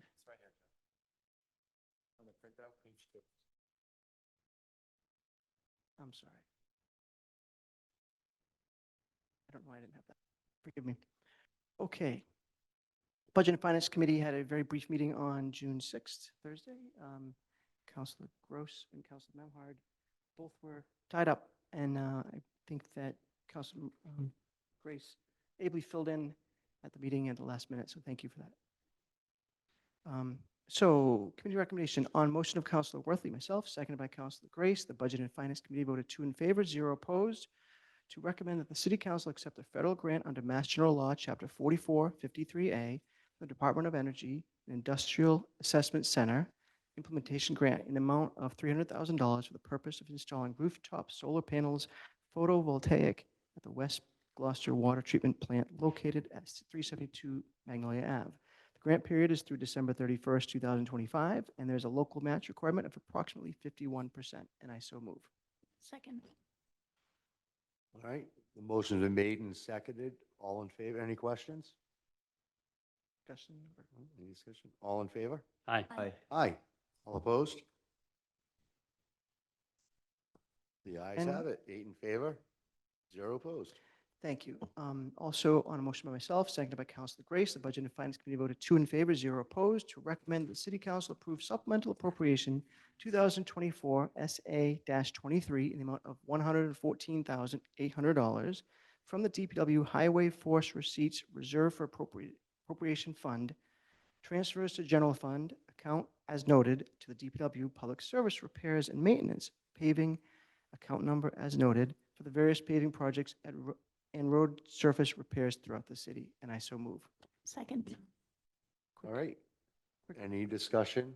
Just a quick update on Council that. Worthley? Thank you. Just for clarification, National Grid and any utility is responsible for repairing the roads that they open up. And it was decided by National Grid that it would be easier or more cost-effective for them to write a check to the city. So the city then hires a contractor to do it versus them hiring a contractor to do it themselves.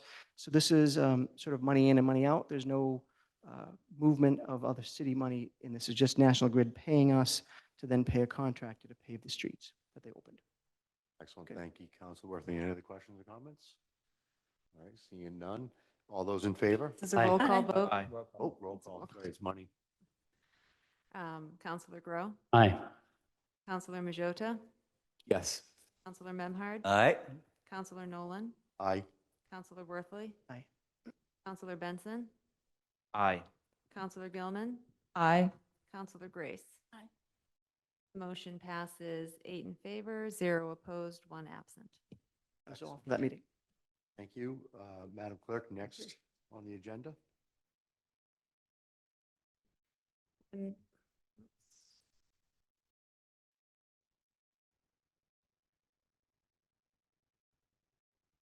The June 5th, 2024 Planning and Development Standing Committee report. Excellent. Councilor Gilman on this one, I believe. Thank That's you, right. Counselor, Acting President. I would like to, first of all, before I present these 2 motions, is note that Chris Lapointe from Greenbelt is on the call, as well as our attorney, Suzanne Egan, if there are any questions that might come up. At that particular meeting, which was on May 21st, seems like it was sooner than that. Wasn't it? It was It June was 5th. June 5th. Okay. It was June 5th. Council Benson and I were there for this. And Council Nolan was the 3rd member. So thank you, Council Nolan, for sitting in. So I just wanted to first of all make the motion, and then in my narrative, I'd like to state what Greenbelt said, and then we can have an opportunity to talk to Chris Lapointe if we have questions. So the committee recommendation for the first matter is for Mount Hunger is on a motion made by Council Nolan, seconded by Council Gilman. The Planning and Development Committee voted 3 in favor, 0 opposed, to recommend that the City Council approve a conservation restriction from the Essex County Greenbelt Association to the Manchester Essex Conservation Trust for a property of 90 plus or minus acres of which 48 acres are in Gloucester, Mount Hunger, map 225, lots 4, 5, and 6, for the purpose of the preservation of a natural resource of the city and being in the public interest pursuant to Mass General Law, Chapter 184, Section 32, and I so move. Second. All right, any council questions or comments? I have May one I do question. may I do the narrative? You can do a Counselor? narrative, Thank yes. you. So I wanted to specifically read the narrative, and this was written from Chris LaPointe, Vice President of Conservation Operations for Essex County Greenbelt, to Greg Catamatori. And all this information was in our packet when we took these votes. Essex County Greenbelt is delighted to report that we have acquired more than 90 acres of land in Gloucester and Essex from the 68 Grove Street Trust in the Penoya family. More than 48 acres are in Gloucester. Greenbelt funded the acquisition with a combination of private fundraising and a state conservation partnership grant, which requires that we convey a conservation restriction over the land. The Manchester Essex Conservation Trust has agreed to accept the grant of this conservation restriction. The new acquisition expands a network of more than 500 acres of existing conservation land, including Gloucester water supply lands and other properties of Greenbelt and Manchester Essex Conservation Trust. The land covered by the conservation restriction in Gloucester is identified as Biomap 3 core habitat of the Natural Heritage and Endangered Species Program. It is identified by the Nature Conservancy as being one of the most climate resilient lands in our area. This CR will permanently protect the land as open space, and Greenbelt will be responsible for land stewardship, and MECT, which is the Manchester Essex Conservation Trust, will be tasked with monitoring and enforcing the terms of the CR conservation restriction in perpetuity. So this is a great opportunity for Gloucester to give us more trails and more protection, and thus was the reason for our 3 in favor, 0 opposed vote. So that's my narrative, Councilor Nolan. Thank you. Excellent, Councilor Grow. I just have one question of Mr. Lapointe, if we could bring him in for a second.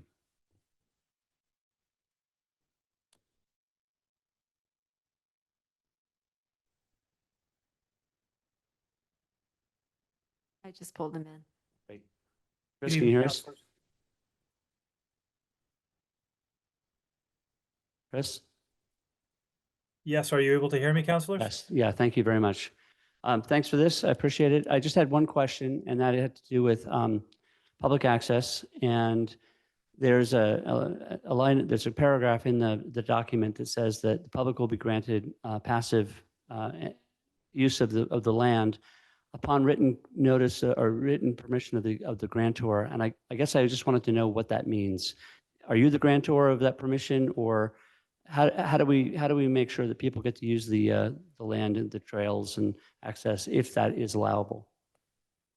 Thank you for the question, Councilor. The land will be open to the public for passive recreational uses, hiking, mountain biking, walking, skiing. The language in the restriction that refers to written permission is related to hunting. So Greenbelt is the grantor. So for folks who are interested in hunting on these properties, they would contact Greenbelt and would need written permission from us before they could hunt. But all other public access, passive recreational public access is allowed without written permission, free of charge from dawn till dusk, just like every other Greenbelt property. Awesome, thank you. I'm glad I asked. Any other questions or comments? Seeing none, we have a motion. All in favor? Aye. Aye. Any opposed? The ayes have it, 8 in favor, 0 opposed. Next, Councilor Gilman. Thank you, Councilor.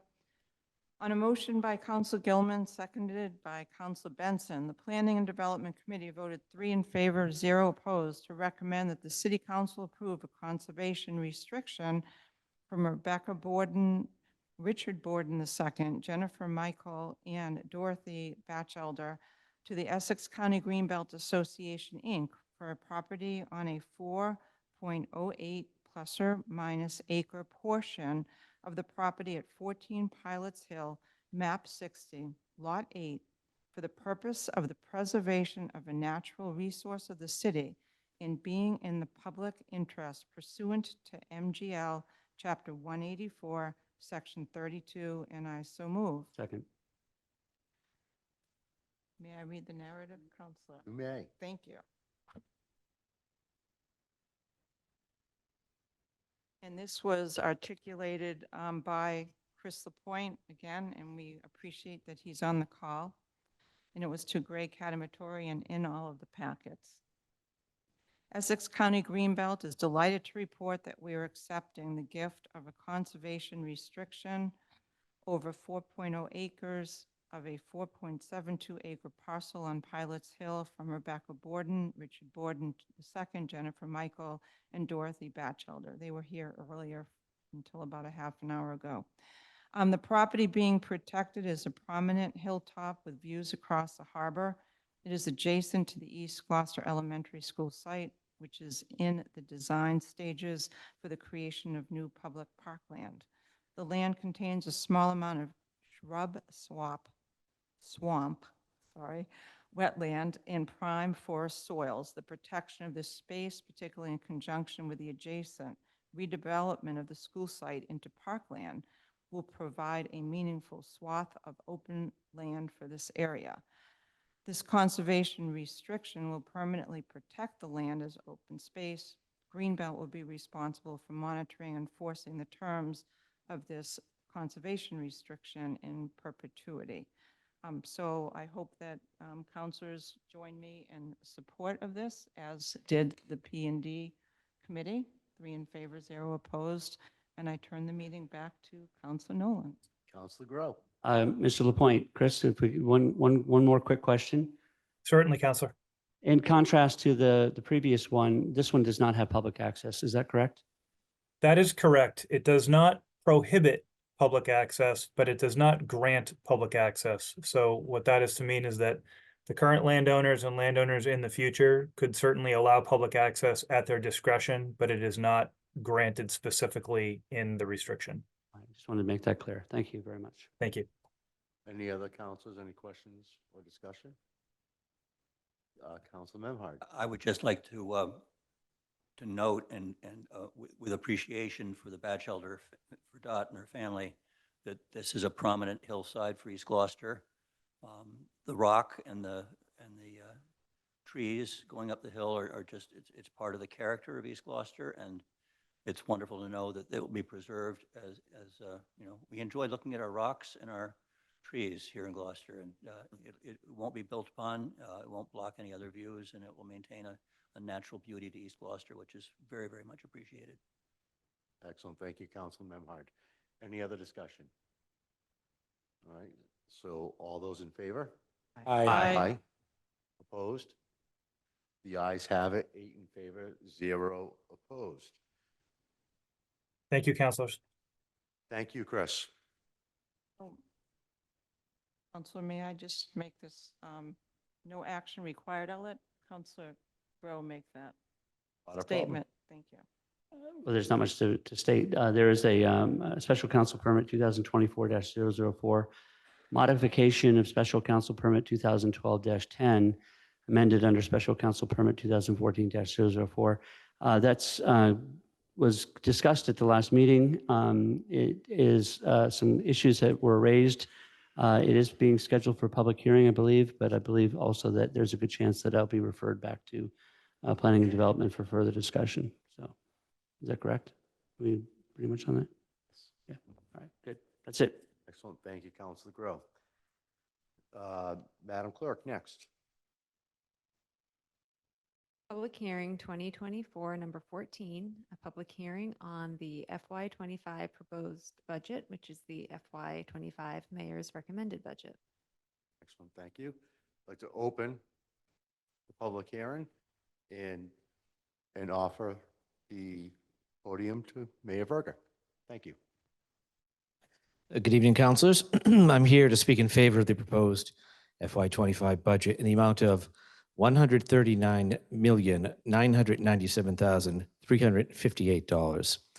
First, I'd like to thank all of you, especially the Budget and Finance Committee members, for the many hours you spent reviewing this budget on paper and in the lengthy in-person meetings you had with myself, CAO Jill Cahill, and our new CFO, Connor McCorkle, as well as all our department heads. This budget has been much more of a challenge than it had been in recent years. Trying to balance the needs of all of our departments with the expectations of our residents in light of the fiscal realities has been a difficult task.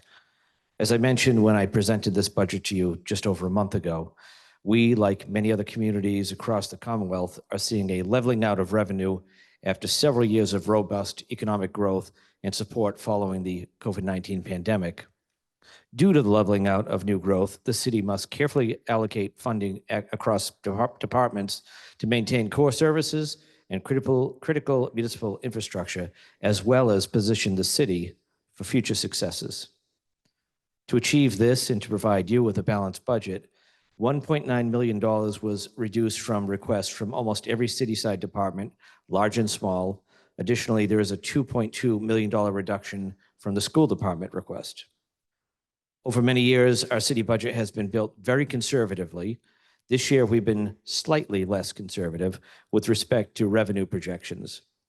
This topic was discussed at length in the final budget review last week, and my team and I made the case that we have reached the extent of just how far we're willing to push those projections.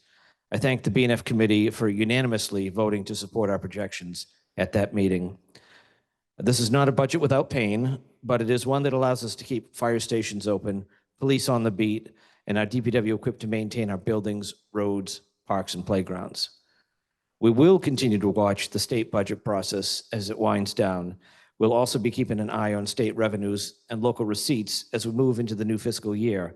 There are opportunities to make adjustments as we go, and I'm committed to directing any unanticipated local aid to our schools. So I urge you, the full City Council, to follow the recommendation of your B&F Standing Committee and support the FY25 budget as presented. Thank you.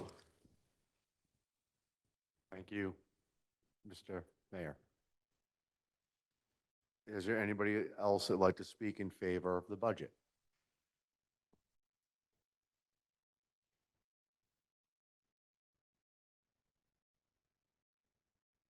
If you could just give your name and address for the record.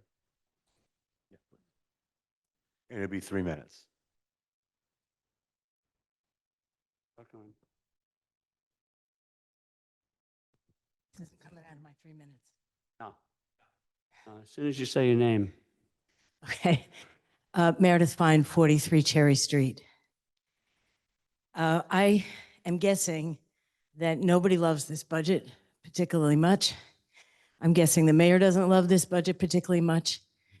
The reason I'm standing here is that I'd like to connect some of the dots here. That the people like to personalize these things. Some people have been giving the mayor a hard time about this.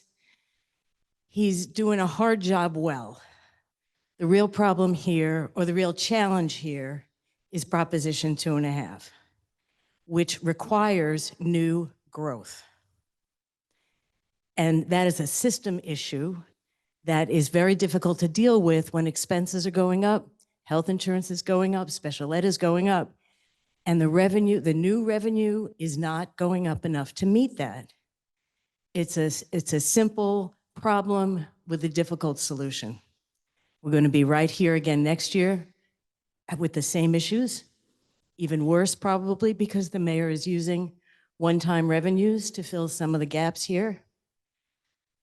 What I would urge you, if you didn't like the zoning proposals that were brought forward a couple of years ago, then find some that you do like. because the city has to have new growth. When people support affordable housing, there are lots of reasons to support it, and this is one of them. That if you want good schools, if you want police, if you want nice parks, you have to have new growth. So once this budget season is over, I challenge you, I hope that you will all look at the underlying problem and actually address it. Thank you very much. Meredith. Anybody else like to speak in favor of the budget?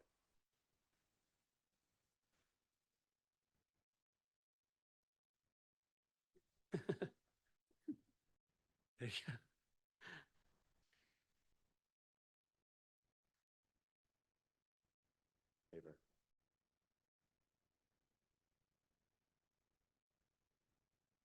That's right. All right, so anybody that'd like to speak in opposition in the audience tonight?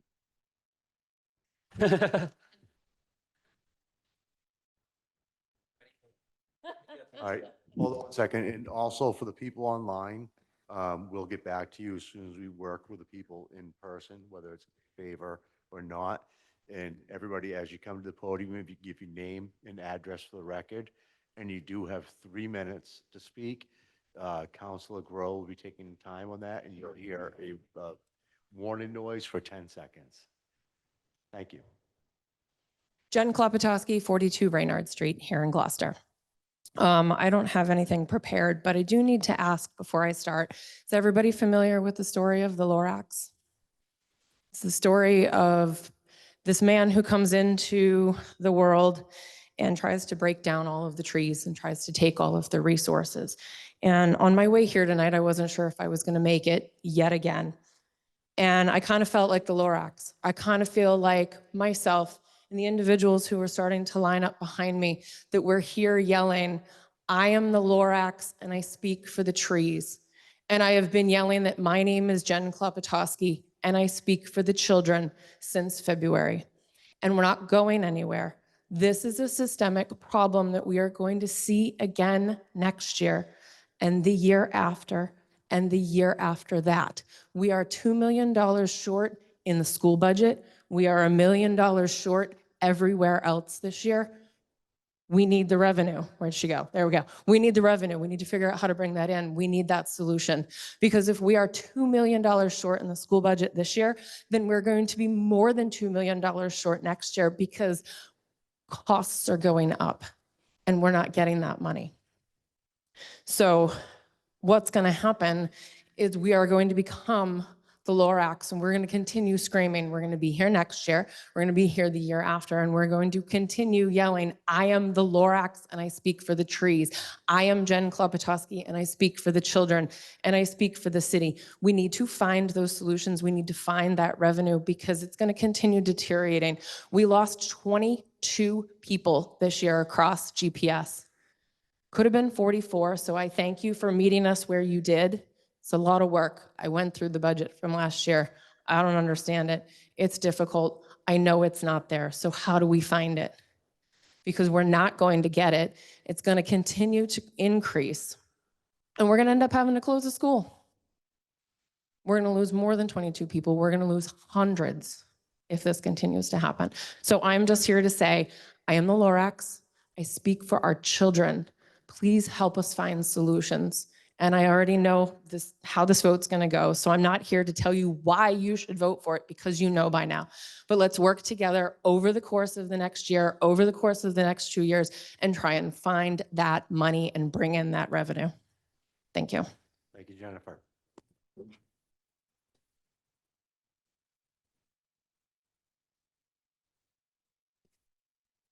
Alice Morris, 2 Kent Road. I oppose the budget because I consider it to be myopic in the extreme for the school. The number one reason given over and over again for the cuts is because of the incredible cost of having to send students out of district for specialized education. And the solution to this problem is to cut special services to students, which will then result in more students leaving the district. which means more students that we'll have to pay for, that will cost a whole lot more money than any of the cuts that we have done. I work with out-of-district students. I did work with out-of-district students when I worked for this school. They're not particularly unique beyond the need for services. They need specialized services. There's no reason why we cannot provide those services here, except for that we're cutting them and cutting them and cutting them. I work with students at the high school now that receive those specialized services. The day that Sage got cut at Gloucester High School, Sage, the adjustment counselor, I spoke to 2 kids. They didn't know she was getting cut. They weren't up on a soapbox talking about how great she was for the purpose of saving her job. They literally told me, both of them, that she had saved their education. She had kept them from needing those outside of district specialized services. And that night, she got cut, that very night. It was disgusting. It was a kick in the gut. It was so short-sighted. I was mind boggled. Whatever money we might be saving in the moment, we will lose next year by more kids leaving. Everyone talks about how expensive it is, and we're not spending a single dime to keep kids here. We're cutting, cutting, cutting, and we will lose more children. We live in a fishing town. Metaphors about fishing are very apropos. You don't take a leaky net that's filled with holes and cut more holes into it. We have a resource, a natural resource that we are trying to keep in that net. They are our children. They are the lifeblood of our community. They are our future. And we are just gonna kick them right out of this town by cutting their services. That's all I have to say. Thank you.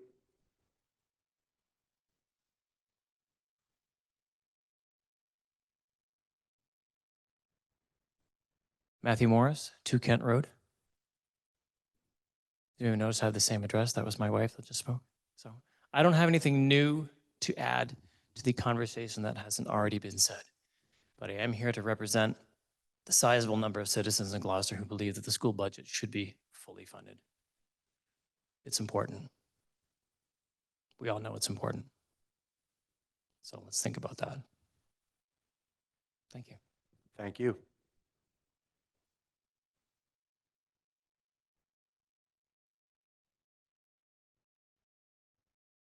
Good evening.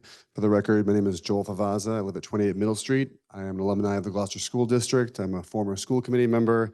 I'm the parent of current and future Gloucester School students.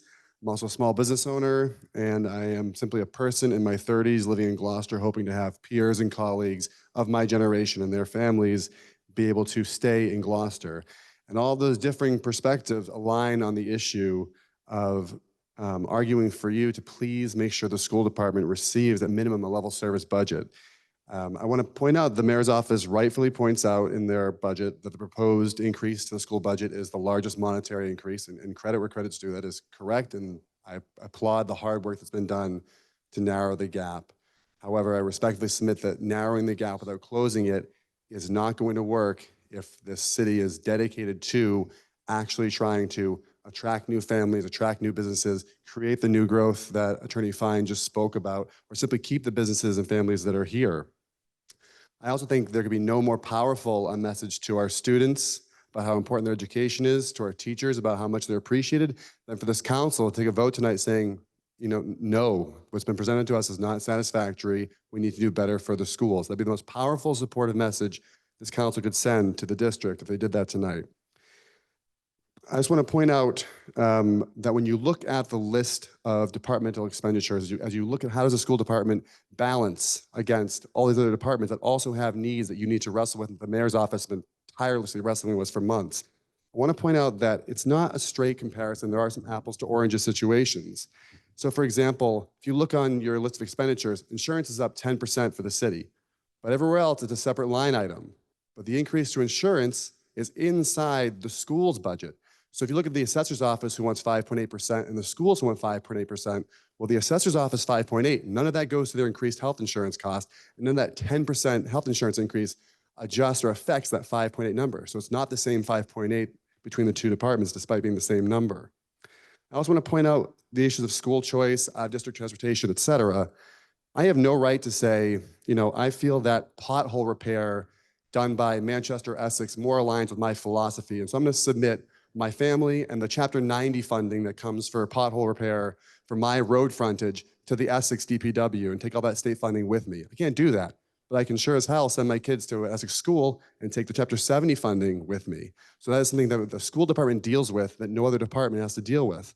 Likewise, if my kid goes to Danvers and starts a fire, the Gloucester Fire Department doesn't get billed for the services provided to address that fire. But if my kid needs, severe special education services in Danvers, our school department has to fund that. So I ask you, as you look comparatively, recall that it's apples to oranges. The numbers do not align straight one to the other. And I thank you if you would please increase the budget to the level service requested by the committee. Thank you. Thank you, Joel.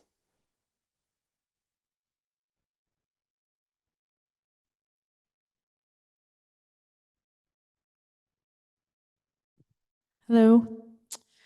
I'm Samantha Watson, 24 Ocean Ave. I am a parent of two elementary school students. I am a former school committee member, and I am a mental health clinician. So I'm here more so wearing the hat of a mental health clinician and as a parent. So are you all familiar with the image that sort of describes equity and equality? So there's three people, and there's a fence, and they're all varying heights, right? And so each person has a box to stand on so that they can see over the fence, right? And then equity is there's no fence, right? And so when I look at the positions that are being cut, those are the positions that are there to help remove that fence for our students, right? So we're taking away academic interventionists, we're taking away school adjustment counselors, special education teachers, ESPs, just to name a couple of positions. So I'm going to talk a little bit about my experience with my cohort. What we do well in Gloucester Public Schools, amongst many things, is we track student performance, right? What's not happening consistently is that the data that we receive, we don't always have the resources to provide those kids with interventionist groups already as it is. So there's a lot of students already that are not getting the supports that they need. I know of 4 families last year that left the district. I know 3 more who have lawyers and who have advocates because their kids are not getting the services that they need in district. Parents are leaving. Good parents. And these are families with resources, right? So these are families who can get a lawyer, who can get advocates. So let's think about the families who don't have access to those resources. So by not funding this budget fully, we're making the problem bigger. We're not solving this problem. We're just making more families potentially leave, which I don't think anybody wants. We all need to do better. Our kids get one chance at this, which is like a huge, to me, like I think about teachers, right? That's a huge responsibility. With each passing grade, they get one chance at learning how to read, learning how to do math. And if they're not getting the services that they need in that moment, it makes it harder for them going forward. Please consider funding this budget fully. If not, we're just going to be continuing to look at more families leaving, more kids not getting the services that they need. 10 seconds. And I know nobody wants that problem to continue. Thank you. Excellent. Thank you, Sam.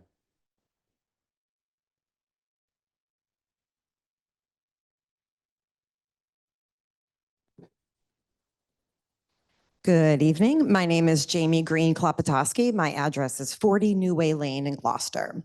I am a music teacher here in the Gloucester Public School District, but I am also a resident, a taxpayer, a voter, and a homeowner here in Gloucester. I am here this evening to encourage you to reject or amend the mayor's proposed budget because it does not fully fund our schools. The school committee is asking for $2 million more than what the mayor has proposed to fully fund our budget. We could have and probably should have asked for more, but we have not. We are realistic. We understand the economic challenges that we are all facing. All we are asking for is a level services budget. We want to be able to offer everything that students have this year to next year's students. We want to be able to have these students have everything they need to thrive. It is unacceptable to cut teachers, classes, and services that our students need. If you vote for the mayor's proposed budget, you will be cutting the middle school librarian, Tier 2 student support services for kids who just need a little bit of extra help, high school science and computer classes, social emotional learning classes and support, and so much more.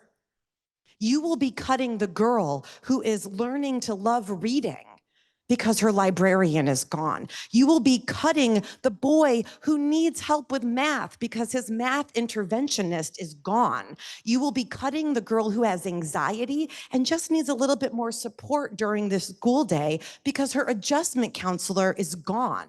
You will be cutting the boy who wants to get a leg up on a future career in computer science by cutting the Python coding class at the high school that he wanted to take. I know these students are real, and you are cutting them if you vote for this budget. We cannot risk a year of schooling that does not offer everything that students need. We will never get that year back. We risk students falling behind. We risk losing the chance to intervene in their lives to make a difference.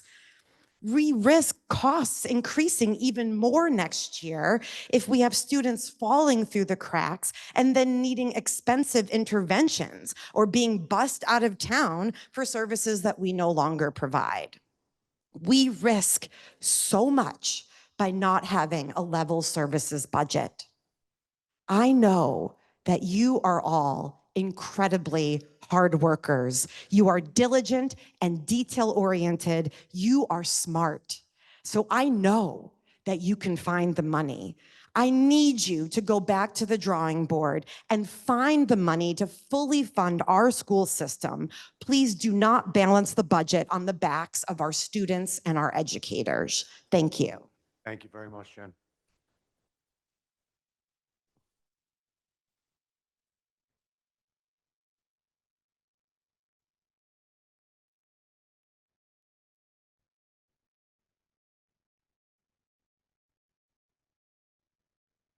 Excuse me, is the microphone on?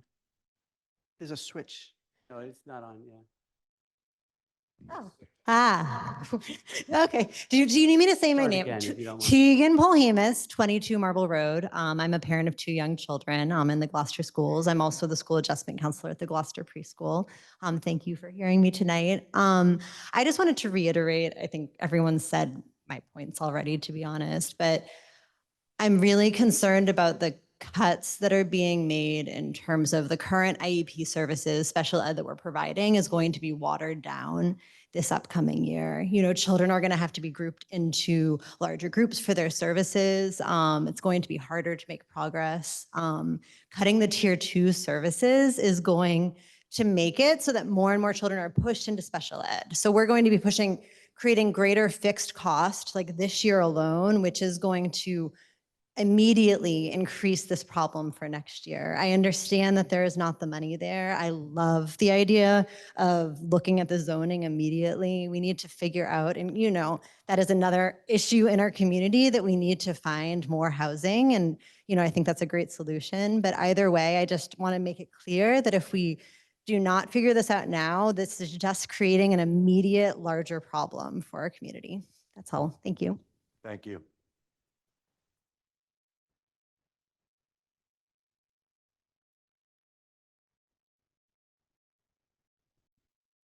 Jessica Bean. I live at 19 Corliss Ave in Gloucester, Massachusetts. I'm a Gloucester parent of a GHS student, and I am also a special education teacher at Gloucester High School. I'm here tonight. I'm exhausted, impatient, and frustrated. My job as a special education teacher is to advocate, and that is what I am here to do tonight. I speak for those who cannot speak for themselves.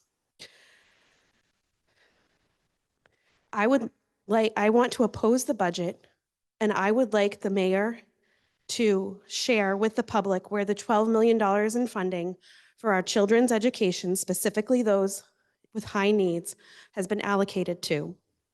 The mayor has stated that $3 million went towards the seawall, and he has alluded in a January school committee meeting that some of that money was going to be used for water and sewer in order to not raise them on the city's taxpayers and residents. I would like to know, how does that help our ELL population who need more teachers in the classroom, more resources available to them in order to access the curriculum? How does that address special education students who need smaller class sizes, access to assistive technology to do things such as speak, or to help them write notes when the class goes too fast, or to provide a non-overwhelmed paraprofessional that can earn a living wage with one job in their classroom, instead of having one para with too many kids? How does this address the student living in poverty who's coming to school and can't access the curriculum because they're hungry and stressed and they need to speak to an adjustment counselors, services we have now cut? The city has been given this money from the Student Opportunity Act. It is for our highest need students.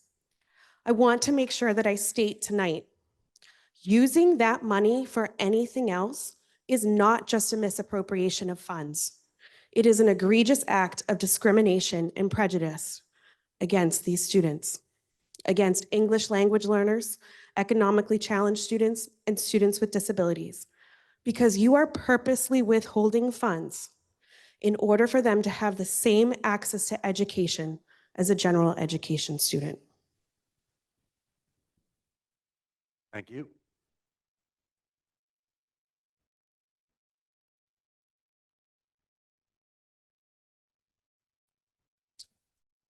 My name is Sean Lilly, and though I reside at 4 Kitefield Road in Rockport, I am proud to say that I am a Gloucester educator, the life skills program at the high school. I am proud to say that as a member of the GTA, I'm a third-generation union man, like my father and both my grandfathers. And I am proudest of all to say I married a Gloucester girl, Lanesville born and raised. Any community that produces that woman is a place that deserves the same love and loyalty from me that she has. Which is why I'm here tonight to insist this body pass a school budget worthy of this community. If educators are never given enough of what we need of the 3 S's, salary, supplies, and sleep, there is one thing we never seem to run out of, something we are constantly gifted in abundance. I refer, of course, to meaningless platitudes. I know people mean well when they say stuff like this, but my first reaction is thanks, now go vote. Write your congressional representative, make it stick. Well, you, ladies and gentlemen, are in a position to directly make it stick. Those are your hands on the levers of power. You can make the platitudes real. And then you'll get to say them and mean them this time. If you don't, here's just a partial list of what you were never allowed to say again with a clear conscience. Teachers deserve our support. Anyone who supports this budget does not actually mean this. If you did, there wouldn't be a graveyard of missed lunches and prep times that could cover continental Asia. There wouldn't be educators staring down the barrel of swelled class sizes thanks to layoffs. And we wouldn't have to train, as we do, to stare down barrels of another kind. You wouldn't have educators collapsing with exhaustion on Friday and dreading Monday. You can do something about that. Children are our top priority. I can almost feel Pinocchio's nose shooting across the room with this one. You want to cut tier 2 supports, lay off counselors who have been called out by name by real kids who say that counselor is the only reason they come to school? You want to cut arts programs that are every bit as valuable as any math or ELA class and not the fun little lark they're made out to be? You don't want middle schoolers to have a librarian? Children are our top priority, but you can do something about that. Teachers deserve to get paid so much more. Look at a paraprofessional's paycheck. You don't think any such thing, end of story, but you can do something about that. Take a look around this room at the people who've spoken. These are not just platitudes to these people. They mean something to these people. When these people tell me that they think teachers deserve more support and more pay and that children are their top priority, I know they mean it. They're living those values just by being here. You, ladies and gentlemen, we'll see, but now's your chance. Make the platitudes real, pass a real budget. Or knowing this community, come election time, here's another thing you won't be able to say, I'm a Gloucester City Council member.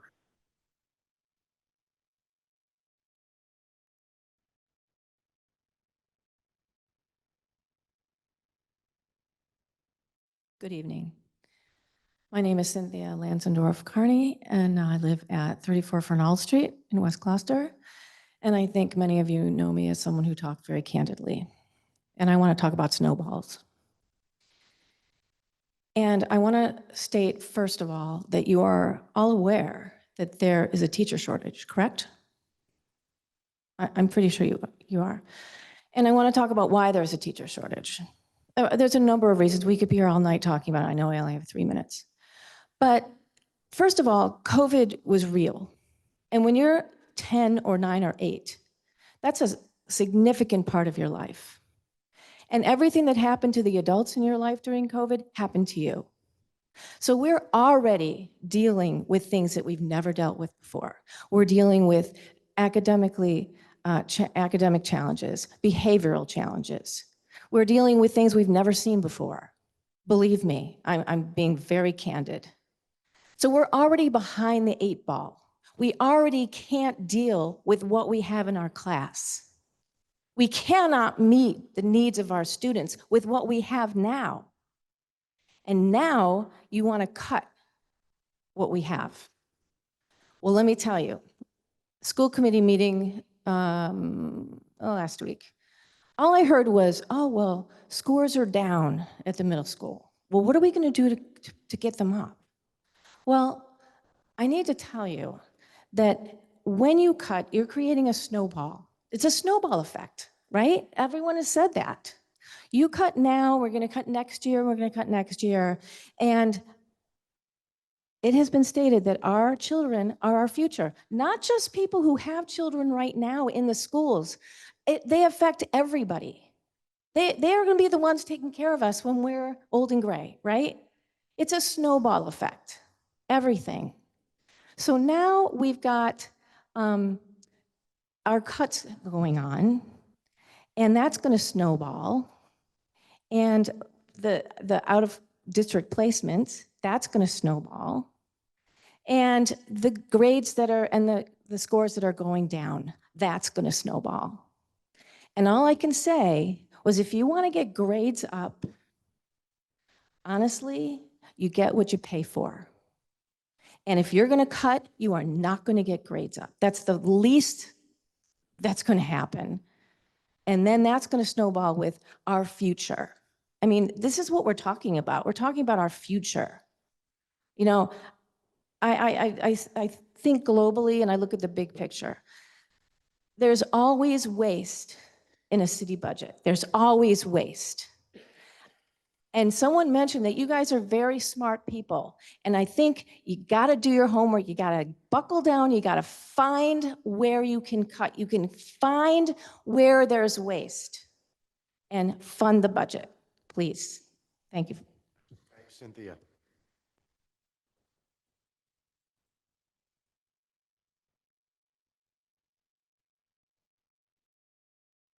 All right, now it's the right time.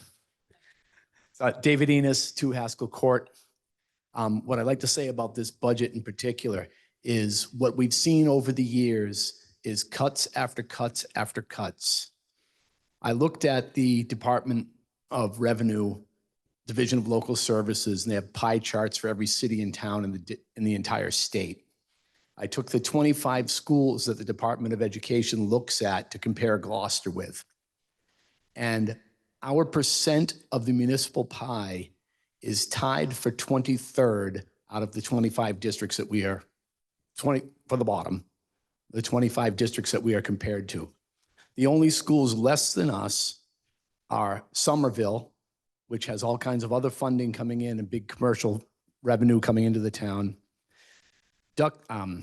Dennis, which has a sweetheart regional deal with Yarmouth that they pay a very small amount for the schooling. And now Saugus has fallen to our level too. Where the money has gone over the years, why we have diminished to only 33% of the entire municipal budget, why the city of Gloucester has one of the largest proportions of the budget going into unclassified expenses.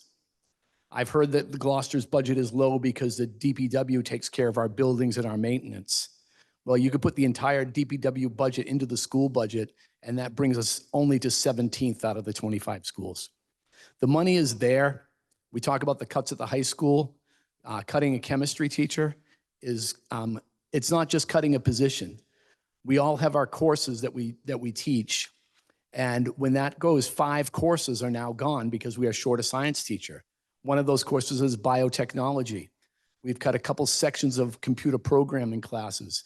STEM, an area that Gloucester High School is known for. We actually recognize our students at graduation who concentrate their studies in STEM is being cut. It's one thing to look at dollars. It's one thing to look at positions. But when you start looking at people, okay, times can be hard. We do have to deal with life. But it's services and academic possibilities that are getting cut in the school. You guys sit right under here under the sign, build not for today alone, but for tomorrow as well. We had the woman over here on the screen talking about the importance of Gloucester's education for the future of this city. I ask you tonight to reject the mayor's proposed budget, or at least amend it, fully fund the schools for level services. Thank you. Thank you. Hi. Thank you all. Thank you, Mayor Verga. Could you use the mic, please? Oh, thank you, Bill. Yeah. All right. And name and address for the record. Roseanne Vidal, 24 Raleigh Shore. Okay. I'm imploring you to fund the school budget, please. We have 2 daughters in Gloucester Public Schools. This is an amazing city. The staff at the schools is amazing. And I'm absolutely appalled at the 2.1 million deficit that we can't find the money for. I had a little bit of a look at the budget, and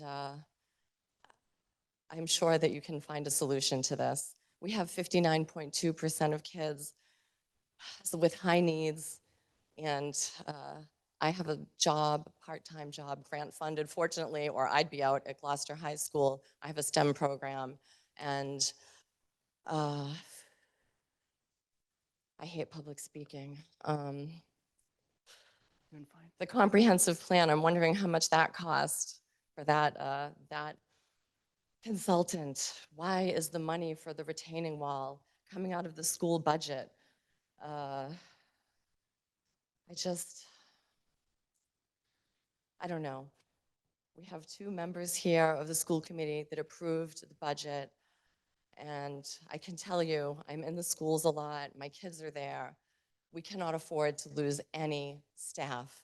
And I'm horrified at the prospect of the librarian being gone at the middle school. I have volunteered at the Plum Cove Library for the past 9 years. And I can tell you, without the parent volunteers, which are hard to come by, there would be no library. Those books were in boxes when my daughter started kindergarten there. Education is the most important thing. And these kids that need extra help reading with math, that are still reeling from COVID, invest in them and it's gonna pay off. And if you don't, you're gonna regret it. We're all gonna regret it. And everyone always says that they're our future. We are their future. Please, let's do right by those kids. Thank you. Is there anybody else here that'd like to speak? All right. Seeing none, we're going to move on to online. Grace, if you can bring the first one in, please. Just pulled in April. Hey, April, can you hear us? You can give us your name and address, please. Hi, can you hear me? Yeah, could you give us your name and address, please, April? Yes, April Hautala, 134R Eastern Ave. I am a parent of 2 sophomores at GHS, but I also work at Beaman. Today I got an email and it was a city email and it was for a job posting for an administrative assistant at City Hall. You don't need a degree. It's 19 hours, so it's a part-time position. The pay was $20.50 through $29. That is more than what paras make right now that are working. So if the mayor can actually pay one of his administrative assistants with no certification, no education, why are paras not being paid? Why are we on the bottom of the list? Why are all these paras and teachers being compared to city sewer? There always seems to be money for what he wants. He needs to listen to what the city is saying they want. We are saying we need a balanced budget for these kids. Kids will keep going out of district. We've already said all of this, but I just want you to know that, you know, we're getting listings. I'm getting listings for jobs that pay more than what we have. And it's just unreal to me that, you know, you're going to have somebody start at more money than we make in a school system. So that's really what I wanted to bring to your attention. There's money for what he wants, but there aren't for paras. And we'll be going, by the way, in September for our second year with no contracts. So I would just like to say that also. Thank you. Thank you. Next up, Grace. Just pulled in Dawn. Hi, Dawn. Hi. How you doing today? If you just give Good. me an address for the record, please. Yeah. My name is Dawn Leone. I live at 110 Prospect Street here in Gloucester. I am a resident of Gloucester. I'm an educator at East Veterans School, and my son also attends O'Malley Middle School. And I'm speaking to you tonight to urge you to please reject the mayor's budget and find the funding that is needed to operate the schools, retain the staff members, and call back those who have been eliminated, and to resolve outstanding contract negotiations. But I'm going to speak to you as a parent, not as an educator, because my son is part of the partnership program at O'Malley Middle School. And as a parent of a child with autism, I cannot overstate the significance of this program that it's had in my son's life. The dedicated teacher, the program teacher, the paraprofessionals that work with him, and the school adjustment counselor have played crucial roles in providing a nurturing environment for my son to excel academically while addressing his social and emotional needs. The structured support guidance offered by the program has been instrumental in maintaining my son's positive self-image and fostering his growth in social and emotional understanding. Without the continued existence of this program, I fear that my son's progress and well-being will be at risk. But it's not just about academic success. It's also about their ability to navigate the social situations and developing those essential life skills. It's imperative to recognize the invaluable impact that the partnership program and programs like that and the dedicated individuals that are involved in these programs. I sincerely hope that this program will remain available for my son and other students who greatly benefit from it. And as a resident of Gloucester, I feel that we need to do better for the city students. We stand up for the students in Gloucester Public Schools by not accepting less than what the students of our grand community need to flourish throughout their academic journey. So I implore you to provide the school committee with the full funding requested by Superintendent Lummis and the school committee members that the school committee has been working to provide for the future leaders by giving them the resources needed to fund the Gloucester Public Schools fully. Thank you for your time. Thank you, Dawn. And next up, Grace. I just pulled in Mary Ann. Mary Ann, how you doing tonight? Fine, thank you, Sean. Mary Ann Boucher, 93 Mount Pleasant Avenue. First, I'd like to say that I'm really sorry that the city council has been put in this position. Our school committee has known for a long time the budget that they had in place or in front of them. They got the ESSER funding. There was additional money, and a lot of that they hired many people with, and they spoke for many years about the educational goals. We're going to build a new school. We're going to consolidate. We need to meet the educational goals of our children. Mayor Verga, I've heard you speak over and over and over again. Let's not kick the can down the road. How many times are we going to kick the can down the road? Well, you're doing that. You're doing that right now. It's like you're kicking the children's education down the road. How long are you going to do it? It's just incredible. I've been to almost every meeting there has been, and for many, many years, and things are getting far worse, not far better. That retaining wall. How many paraprofessionals and teachers have talked about the retaining wall? I'd like to know why that money. Let's get an answer, because people keep asking, why was the money used for the retaining wall? There needs to be an answer. The public deserves an answer. We all deserve an answer. It's just really sad that it has come down to the city council. I feel like the can gets pushed to the next committee or the next council. Mayor Verga, I'm sorry, but this one's on you. You sat on the school committee. You spoke for our children. You advocated for our children, and they are our future. And if it's anybody that I'm going to stand up and advocate for, it'll always be the children. I don't know how we can build a school and not question one invoice with millions and millions and millions of dollars. But right now, we're questioning tier 2 intervention classes for children. And I don't know how we can do it. Thank you very much. You can see I'm very upset. I'm having a hard time speaking, and that's not the way I usually am. So let's fix this and fix it now.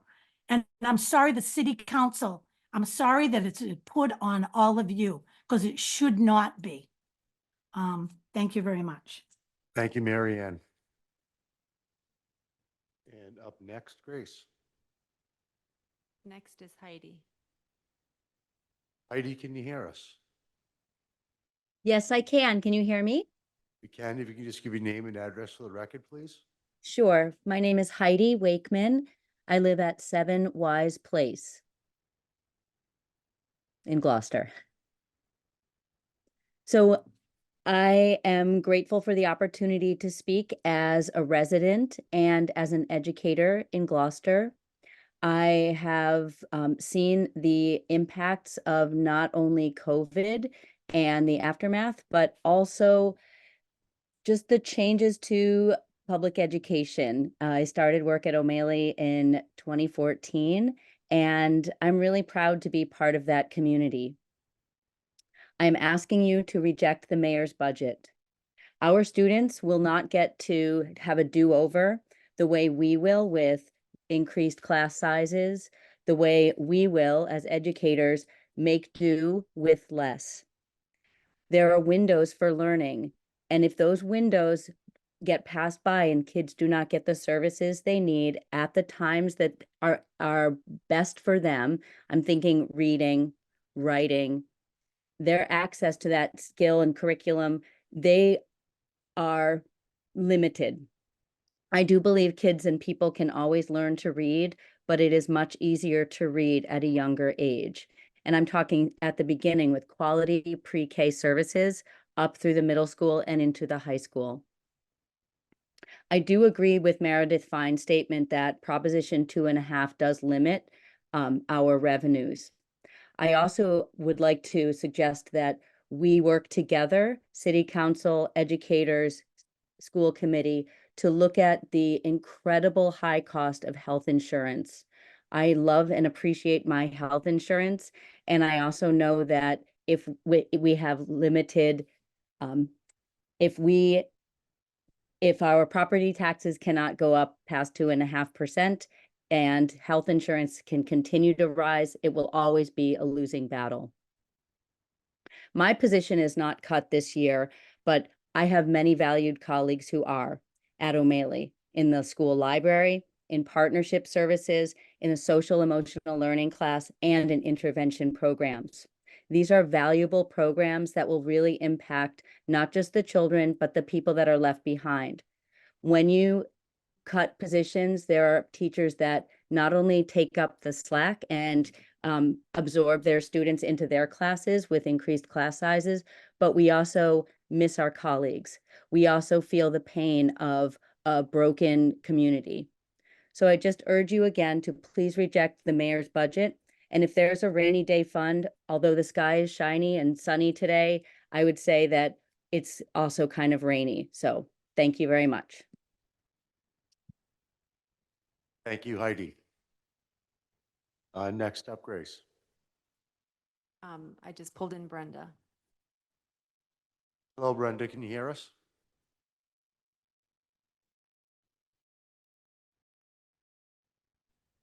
Happy evening, boy, 43. Hey, Brenda, I how am you not doing? good. Thanks for letting people speak. I am not a parent, but I am passionate about the education of our children in the city. I think it's imperative and necessary, and there's nothing more important. And like somebody earlier pointed out this evening, the motto below the mural behind you, build not for today alone, but for tomorrow as well, is really important in this case. And I ask you to please reject the current budget. Thank you. Thank you, Brenda. It was nice seeing you tonight in person as well.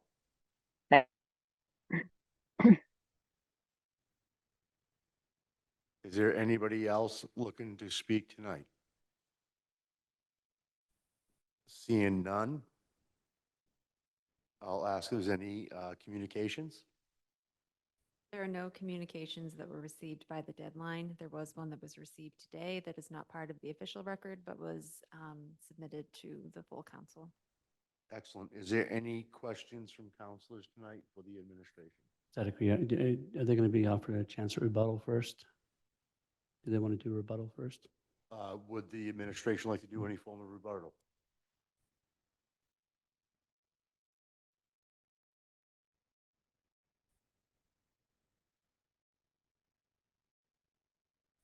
I should start by saying I don't wish to do a rebuttal. I don't wish to be here at all. And I don't think any of us, when we ran for office, said, let's cut, that's my goal, to make some cuts. My grandson is finishing first grade in a week. My granddaughter will be joining me at West Parish next year as a kindergartner. So I'm just going to address a few things that were brought up in no particular order. First of all, the comp plan that was mentioned was paid for with opera funds.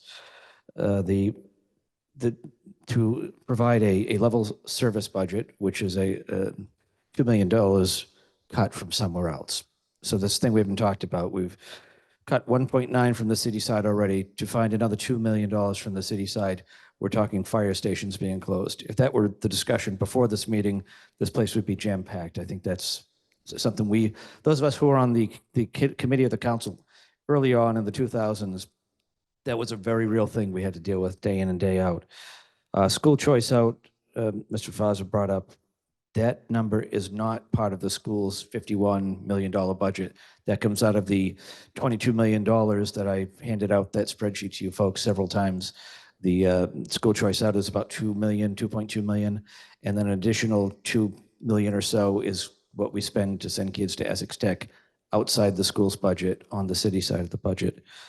The Chapter 70, I'm going to have Connor bring that up, the same slide we showed to you at the BNF meeting. But the Chapter 70, we did not spend $3 million of Chapter 70 to fund a seawall. That seawall is actually funded through a grant with a less than 20% match before I was mayor, incidentally. The other suggestion was, the other thing was brought up is we spent money on water and sewer from the $12 million, which, and we'll find out shortly, wasn't actually $12 million. What I said at a previous school committee meeting is we cannot raid the rainy day funds because, as you just voted tonight, a $209 million loan order for a sewer project. I said we can't spend the rainy day funds because we may need that to fund that project, which is a mandate from the federal government. I think that's kind of about it, but I would just like to address the, if Connor, if you wouldn't mind just coming up and talking about your slide. The number that we had of $12 million was a look back 2022 to date. Connor's look back over 9 years tells a different story. So the chart you see on the bottom, that's 9-year budget and Chapter 70 funding trend, just tracks the cumulative changes to the Chapter 70 funding that the city received, and then the cumulative changes to the school department for the same period of time. Is it possible to put that on a full screen so it's a little bit bigger for people? You can see it up here.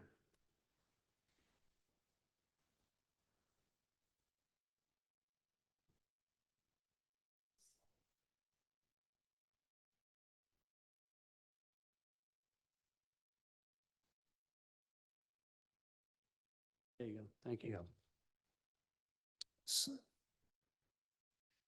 So on the top, the cumulative change in Chapter 70 from 2017 to the proposed 2025 is $5.29 million. The cumulative change to the school budget from 2017 to proposed 2025 is $11.32 million. So any increases that we've gotten in Chapter 70 since fiscal year 2017, the city has doubled their support of it. So we've received $5.2 million from the state, and we've allocated $11.3 million to the schools. I think it's safe to say that any Chapter 70 funds we've received have gone directly into the school's operating budget. And it brings me no great joy to do the tit for tat for all these things I just brought up, because it's not making me any happier as a grandparent. But this is where we are today. And a $2 million balloon squeeze exercise is going to create more problems than we've been talking about so far. So again, I just urge you to support the budget that we put forward. Do you want to stay by for questions? I don't know what's next on your. We do have questions. So if you don't mind, Mayor Berger, and we'll start with Councilor Benson. Thank you. I heard some comments about retaining wall funding was used with school money. Could you clarify that, Mayor? Yeah, that's what I just spoke about. So when you go to the high school, you see the wall that's around the Newell Stadium. We similarly did one on the other side at the sewer plant. The project was funded and started before I got here. But that being said, that $3 million, there was indeed a loan order, because even though you have grants, you still have to do the loan order. And the project was paid for primarily through a grant and completed, I think, last summer or spring. So it was not school funds that were taken. It was not Chapter 70. It was not even, for the most part, general fund. State funding. State funding. Through grant. Right, because, for sustainability, we've got those two low-lying areas that you recall the 2017 high school flood, was it winter 20? Yes, 2017. Anyway, where several cars got submerged. So that's the purpose of the wall, and it proved to be successful when we had the floods last year. Oh, and our IT infrastructure is based at the high school. Any other questions from council? Councilor Grow?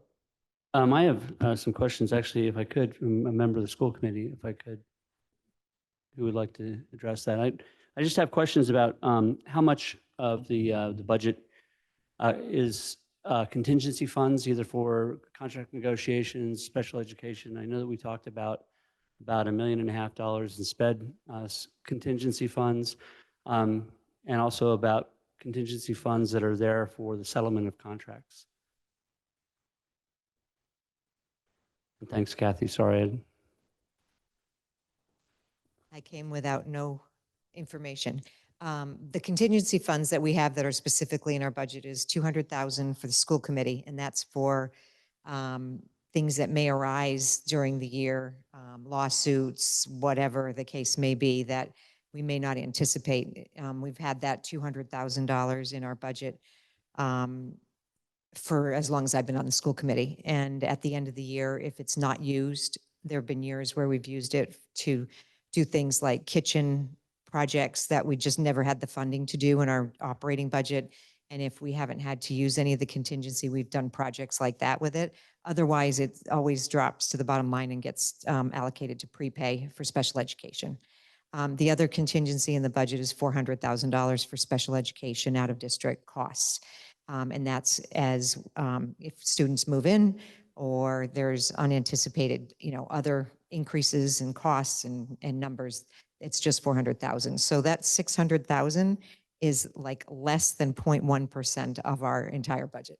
That's how much we have for contingency in that budget. I thought the sped budget contingency was 1.5 million. No, no. And I think, I think Superintendent Lummis did a good job of saying that, he probably should have had two of the lines in one.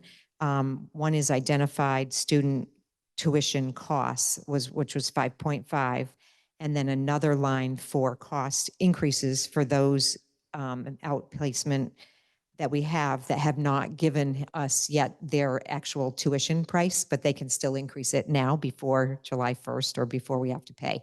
So his estimate was 550. He also said that out of the students that we have, we already know that number is well over, it's $6 million. So those two line items are already identified as being, they're going to be spent. And then the last one was an allocation of money, and I can't remember if the number was 500 or 400, but that was for kids that may move in that we don't know about, so we can't really project where they would go, if they would go. So that is based upon historical averages that we've had over the past couple of years. So that number, just like I'm sure many of the city departments, you budget based upon what you've experienced in the more recent past. Otherwise, it's not good budgeting. It's money that, you'd have to go back and figure out or make a cut in the mid-year to cover those kinds of things. So, and we have experienced, in the hundreds of thousands of dollars of those situations. Quickly, do you agree with the assessment on this, on the Chapter 70 funding and budgeting over the years? No, not exactly. I don't know why they went back to 2017. It seems arbitrary to me. The numbers we've been looking at is that Chapter 70 funding for the Student Opportunity Act, I mean, as you see, Chapter 70 funding was level funded forever and ever. We've been at Beacon Hill for over a decade asking for more money in Gloucester's Chapter 70 because of the way the calculation was so behind the times in terms of inflation, its assumption on health insurance increases, its assumption on how many students. In the formula, it was assuming every district had the same % of special education students. And we kept advocating, like some have less and some have more. And if you have more, you need more funding. So the Student Opportunity Act helped correct those items that are kind of costly in a school budget. And so that funding started coming in fiscal 23. So that's why we've been looking at what is the incremental money from 23, fiscal 23 till now versus what it had been at a flat line. And that's the $12 million that we and the superintendent have been focusing on as incremental revenue that was, specifically from an education funding formula correction on the state part.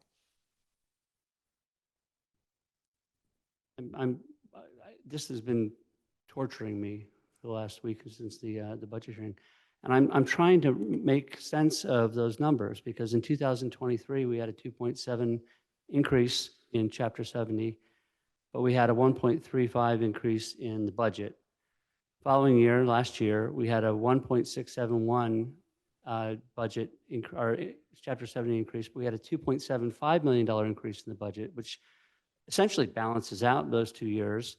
This year, we have a $379,000 increase, which is almost $1.3 million less than last year.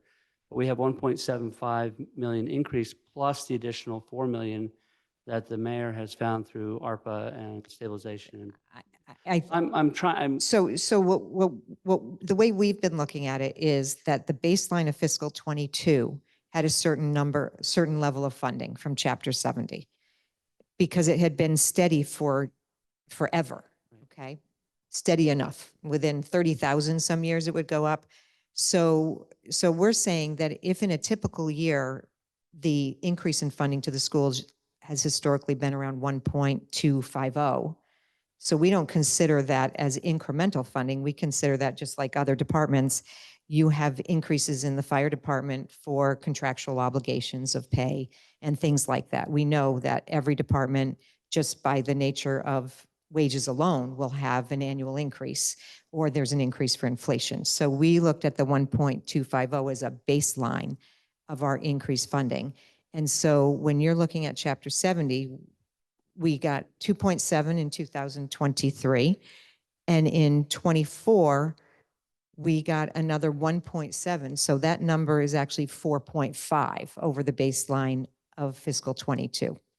And then this year's another 300,000. So that's an increase over fiscal 22 of 4.9. So that's where we get to the $12 million. Right, but those are As reflected in the budget increases. You can't go back to the beginning year and add that number up and say that's what we should be getting every year.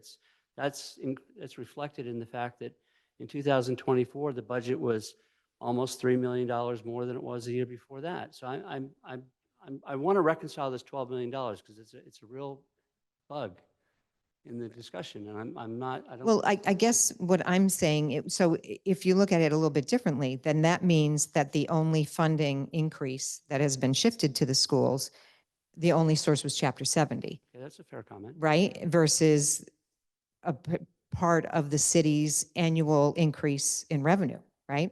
Property taxes, all the other things that increase in the town. And do we not qualify for some of that as well? So that's why the 1.250 is what we've been looking at as kind of the baseline that we had historically been getting as an increase prior to the increase in the Student Opportunity Act. Yeah, but not to be argumentative, there's not a year that has gone by except for 2023 where the schools have not received everything out of Chapter 70 and then some.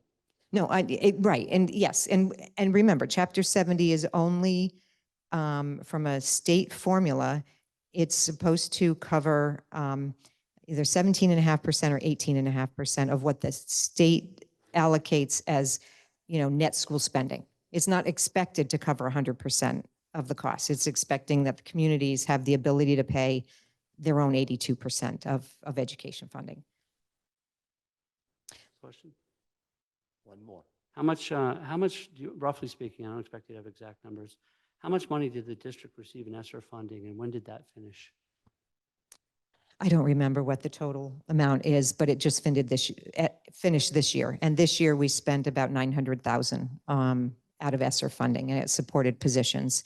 A lot of our ESSER funding helped fund investments in curriculum over the past few years, which has been a godsend to have that funding, fund those one-time costs. I think some of our ESSER funding, not ARPA, went to ventilation systems. So did it come out of ESSER? Yeah. Yeah. So things like that. So it was, this pocket of money to make our schools, better for serving kids during COVID. And thankfully, some of it went to positions as well.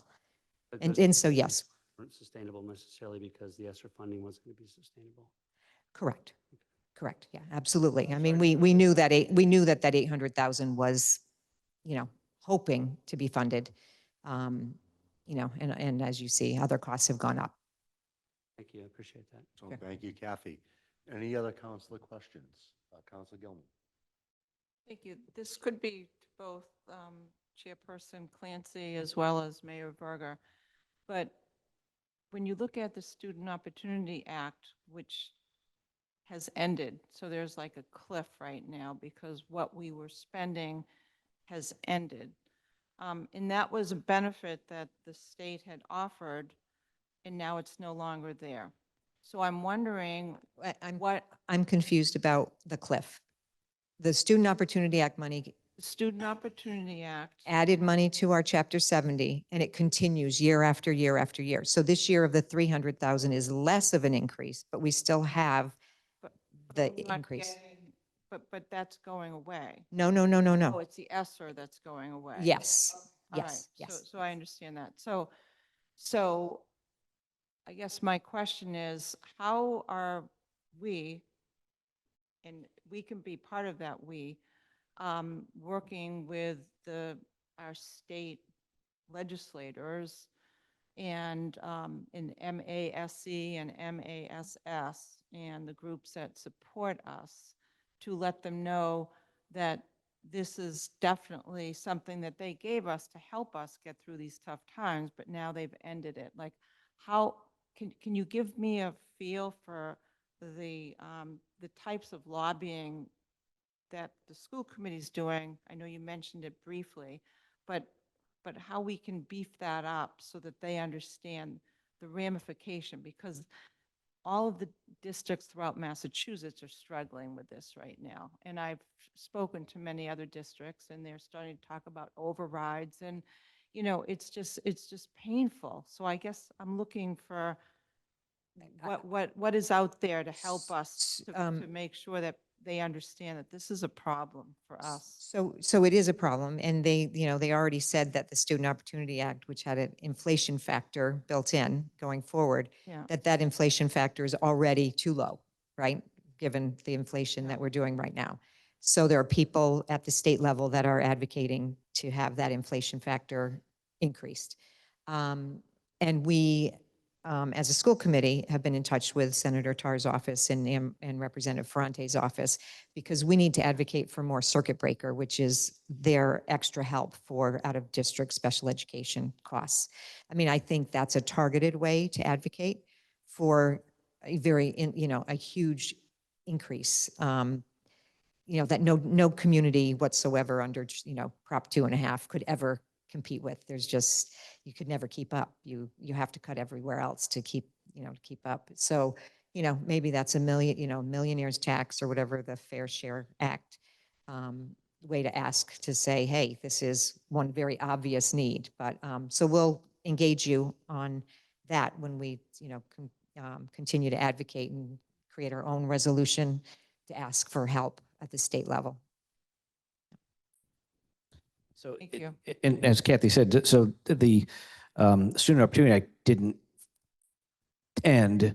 The cliff is because the revenues at the state were down so low, and we also did $1 billion tax cut, and we have other unexpected expenses at the state level. So the hope is that if revenues increase in the coming fiscal year, next year, when Chapter 70 comes around, it's back where it was. But the Mayor's Association, we're also pushing for some a new look at sped expenses and how we can get some more relief from the state. But as Kathy mentioned, it was, the early 2000s, we were pushing through Stand for Children and others to get the Chapter 70 changed, and it happened just a couple of years ago. So hopefully the special education funding and all the related relief doesn't take 2 decades. Thank you. Counselor Worthley. Defer to Council Benson, but I'd like to speak too if I could. No problem. All right, Counselor thank you, Councilor Worthley. And it's going on off of what Councilor Gilman has asked. Has the school committee and mayor, have you looked at supporting efforts to try to fix the way we calculate Chapter 70? You kind of spoke on it. I would just like to hear, just both of you, what also we as a council can do to sign on to this, because of the way it's calculated. There have been calls from members of the state state reps and also state senators that have been calling for this kind of change regarding the percentage inflation, if that question makes any sense. The calculation is light years better than it was just a few years ago. I mean, Gloucester, we had, Shore Road and Atlantic Road that really skewed the property values, and we were perceived as a wealthy community. So as I said, the number was, as you can see from the last 3 or 4 over there, the number was going up, but revenues really got the state to panic and tighten their belt. Even though revenues have been better over the last few months since the governor put forward her budget, it still hasn't been reflected. The House did a little better than the governor on local aid. The Senate's proposal is doing a little better than the House. It's yet to be seen what actually comes out when they have a voted budget. And the millionaire's tax that Kathy just mentioned, that is specific to transportation and schools, and it looked like there was more than anticipated there. So I think so far the number we're looking at is maybe just another 300,000. It's not a major windfall for us, but every dollar is going to count. Counselor Worthley. Thank you, Mr. Mayor. I respect how hard the job is. when you started your term, I started as well. We had a meeting in your office the first week, and I offered my assistance. I suggested meeting bi-monthly, and Chief Administrative Officer Jill Cahill said, "We'll call you if we think we need you for anything." This is the third budget that I've been a part of, your third budget, and I feel like I'm getting a better understanding of municipal finance. I really want to credit you and John Dunn before this, and Connor now, and Kenny Costa for educating me, and my colleague to my right, Scott Memhard. Just last week, I asked you if we could meet again to discuss these revenue numbers, and you didn't think it would be worth the time. But I want to just ask a few questions. That's an oversimplification. We had just spent 6 hours in meetings with the BNF committee. Well, there were 2 meetings, but regardless, we went over those. So in that meeting, I had started questioning some of the budget projections, and I got no movement on, this is the way it's always been done as some comments. I got, yeah, I'll just go through this here. Meals tax. Have you informed the, I'm just going to ask questions now. Have you informed the Chamber of Commerce and the 95 restaurant owners in Gloucester that your budget is projecting a 30% drop in income for all of them? I've informed, the budget's public, and the number is what we're comfortable with. We went over this, I think for the sake of the people watching at home, we went over these numbers at that meeting for 3+ hours. And as we mentioned earlier, this is a lot less conservative than past budgets. We have a new way of calculating the budget and the numbers, and we're not going to squeeze $2.2 million out of a meals tax and hotel tax or anything else. If it were that easy, we wouldn't be having this discussion right now. Well, okay, so you may not think it's easy, but you're projecting a 30% drop in their income. I don't know what that's based on. I asked that at the meeting. No one had an idea why it's based on that. But also, we have 2 new restaurants, high-end restaurants, The Cut and the Lobster, and food prices are still increasing. So that's a $700,000 difference right there. I'm sorry, $300,000 difference. Hotel motel tax, you're projecting a 40% drop in income in hotel stays.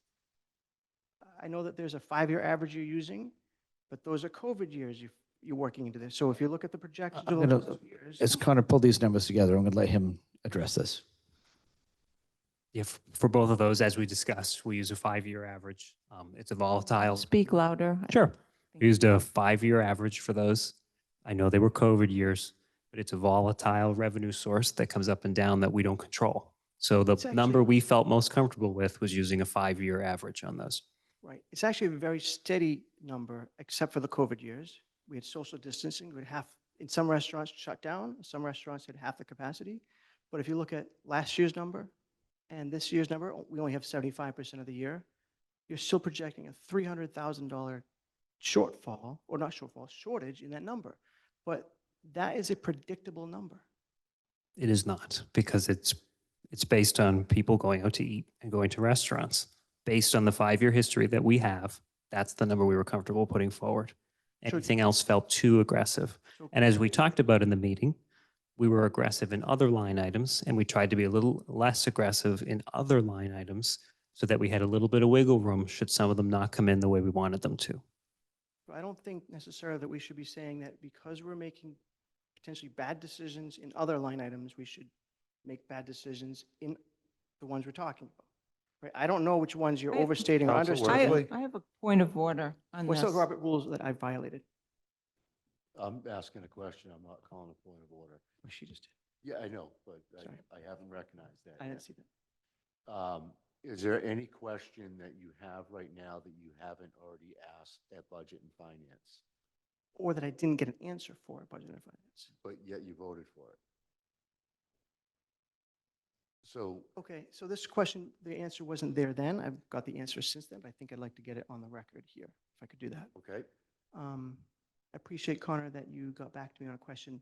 There's a proposal in this budget to take $750,000 from free cash to subsidize the sewer ratepayer, a sewer enterprise account.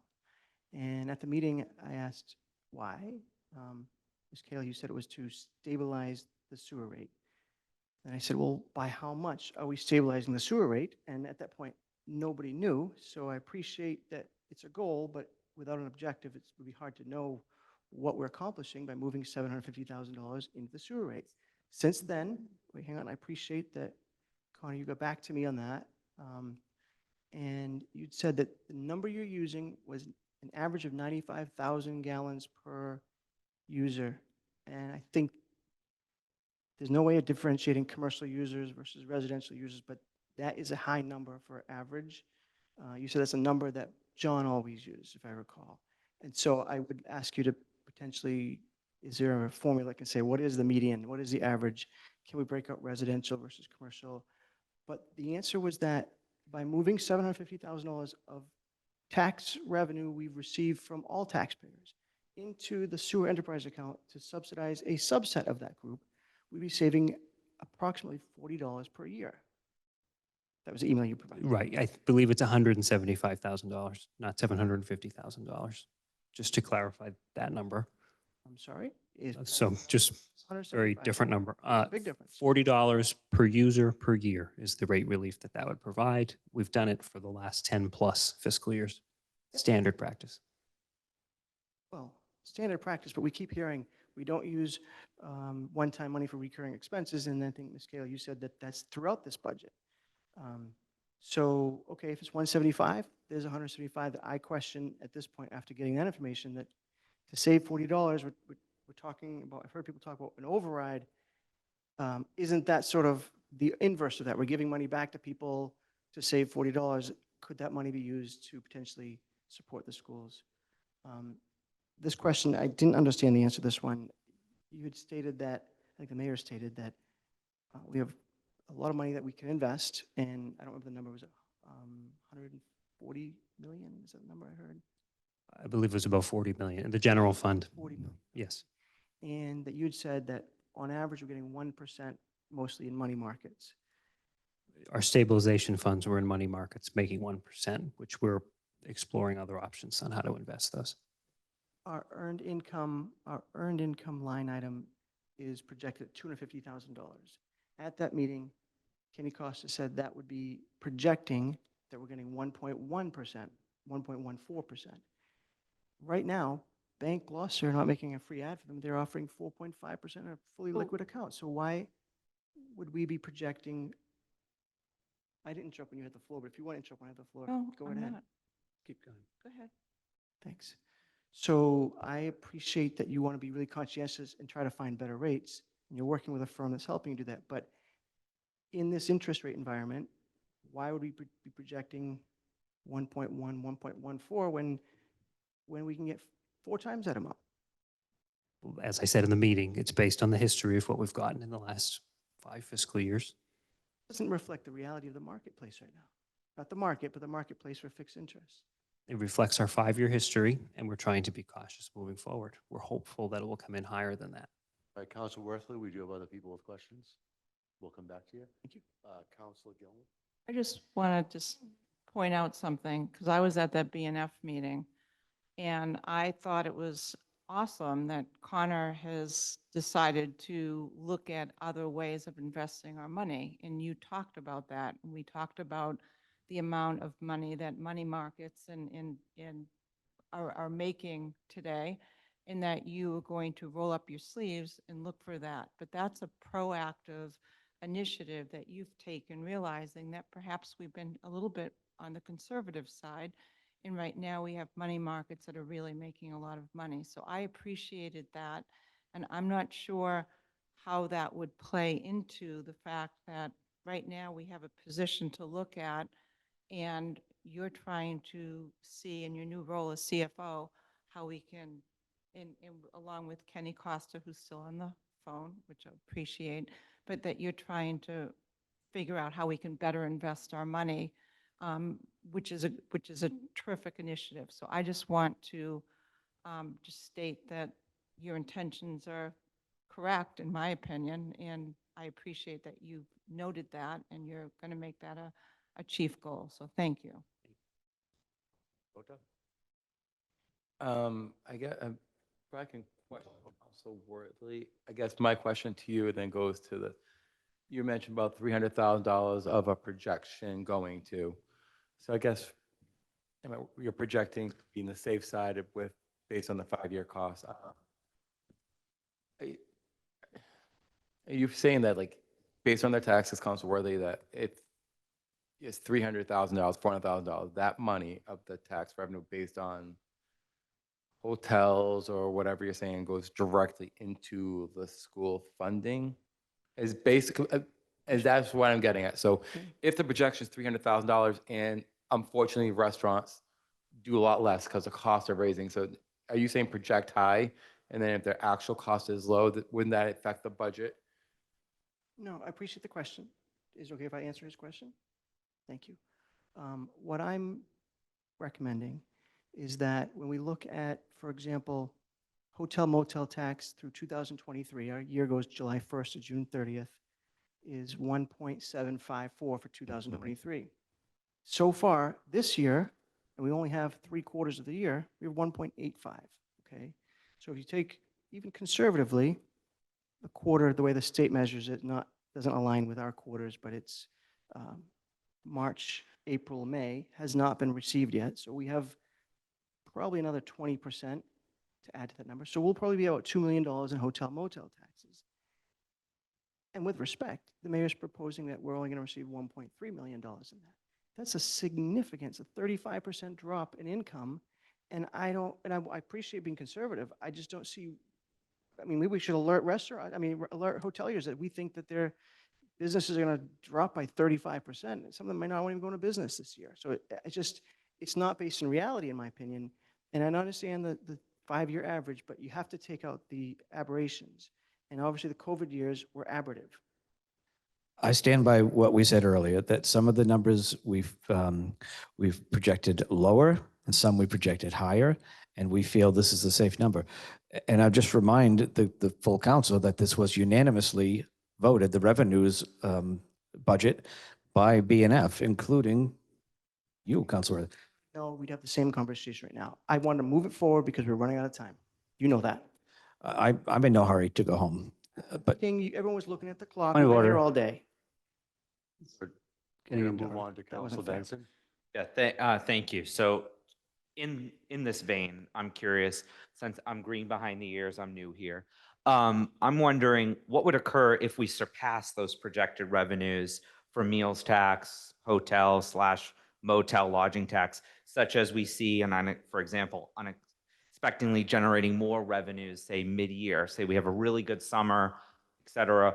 What then? If I addressed that you did, I want to just so. in my last paragraph of my opening remarks. I said that we'll be closely monitoring state revenues and local receipts, and we will be able to adjust as needed. I'm paraphrasing what I said earlier because I don't have it in front of me, but nothing says that we can't rethink it as we move along. I just, this is the first year with Connor budgeting a totally different method than John had done for 10 years, one that I feel very comfortable with. I just don't feel comfortable stretching these more than we already have. Because if it comes in less, and I'm not talking just meals, I'm just saying as they all balance out, if we weigh them all equally, and they're less, then we've got a bigger problem. But if and I think what you just said, if it comes in much more than expected, we can adjust. We can react at that time, yes. Excellent. Councilor Grow. I think you may have answered the question, Mayor, but I was going to ask Connor what the ramifications are for overestimating revenues, and how does that come into play when we start looking at free cash and negative free cash at the end of the year? Yes, so my primary concern in overestimating is that we'll have no free cash, we'll have deficit cash at the fiscal year end. And as you saw in the loan order tonight, we have a big $200 million+ loan order. Our bond rating is more important than ever. The bond rating is going to dictate what we get for an interest rate on that project. So deficit free cash when you're looking to borrow $200 million for a secondary sewer treatment plant would be undesirable right now. So just to follow up on that, what should the public take? Should we end up with several $1 million of free cash at the end of this fiscal year? I mean, not this fiscal year, but the one coming up. Is that good budgeting or poor budgeting? What I've been advised by our bond counsel is that we're in line with other communities our size and population. So the free cash that we've had and perhaps will continue to have is in line with other municipalities like us. Councilman Memhard, please. I had a different kind of question, and I don't know if it's the mayor or the school committee who could help me with it, but I think part of our discussion, we mentioned in passing last week that many Massachusetts communities are facing very similar circumstances. Going back to what Councilor Meredith Fine said at the beginning, without additional growth beyond 2.5%, Gloucester really has its hand tied. So are other communities that we're aware of in Massachusetts pursuing Proposition 2.5 overrides to fund some of these shortfalls? And that would be helpful perspective for us. Yes, I just Googled it today. I can't remember any of the towns that did. I know Medford. I talked to the mayor of Medford at a recent meeting, and I think she was seeking $3 million, and her council, which I believe is 11 or 13 members, was seeking something like $12 million. I don't know if they've actually got it onto their ballot, but there are multiple. There was one town, if somebody wants to Google it now, that had their vote today, and they may have the results by now, but I don't know how it turned out. So is that, in terms of our planning process, is that a feasible avenue to pursue if we initiate? It means Gloucester stepping up to additional tax revenue to fund our school system, as has been stressed tonight repeatedly, is so important.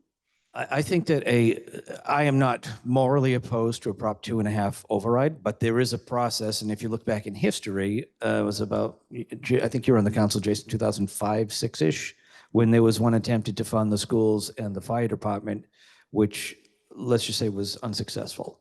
So there's a lot of planning that has to go, just like any political campaign.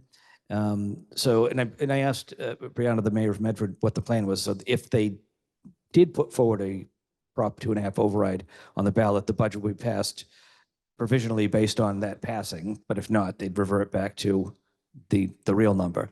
So it's kind of, I shouldn't say it's too late. It's definitely too late for July 1. But if somebody wants to pull the pieces together and get something on the ballot and have an override, and if it's successful, then certainly can backfill whatever we want, depending on what that number is. It's one path forward, again, not instantaneously, but medium and longer term, that could allow the city of Gloucester to address some of these. Right. So we've discussed tonight. And as was pointed out by a couple of people earlier, I mean, we are using one-time money to balance this budget, through on the city side, the enterprise funds, and on the schools.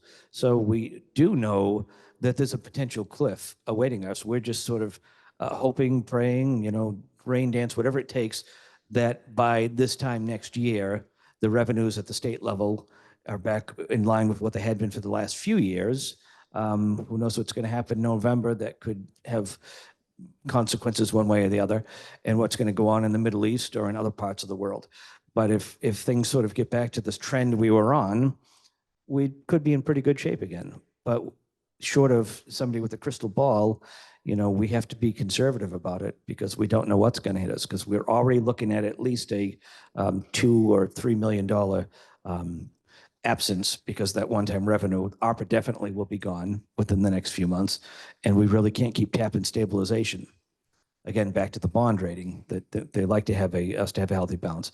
And we should point out that one of the proposals is to create the special education fund through the stabilization fund. And we would like to have the formula for the distribution of free cash adjusted so an amount would be sent into that fund.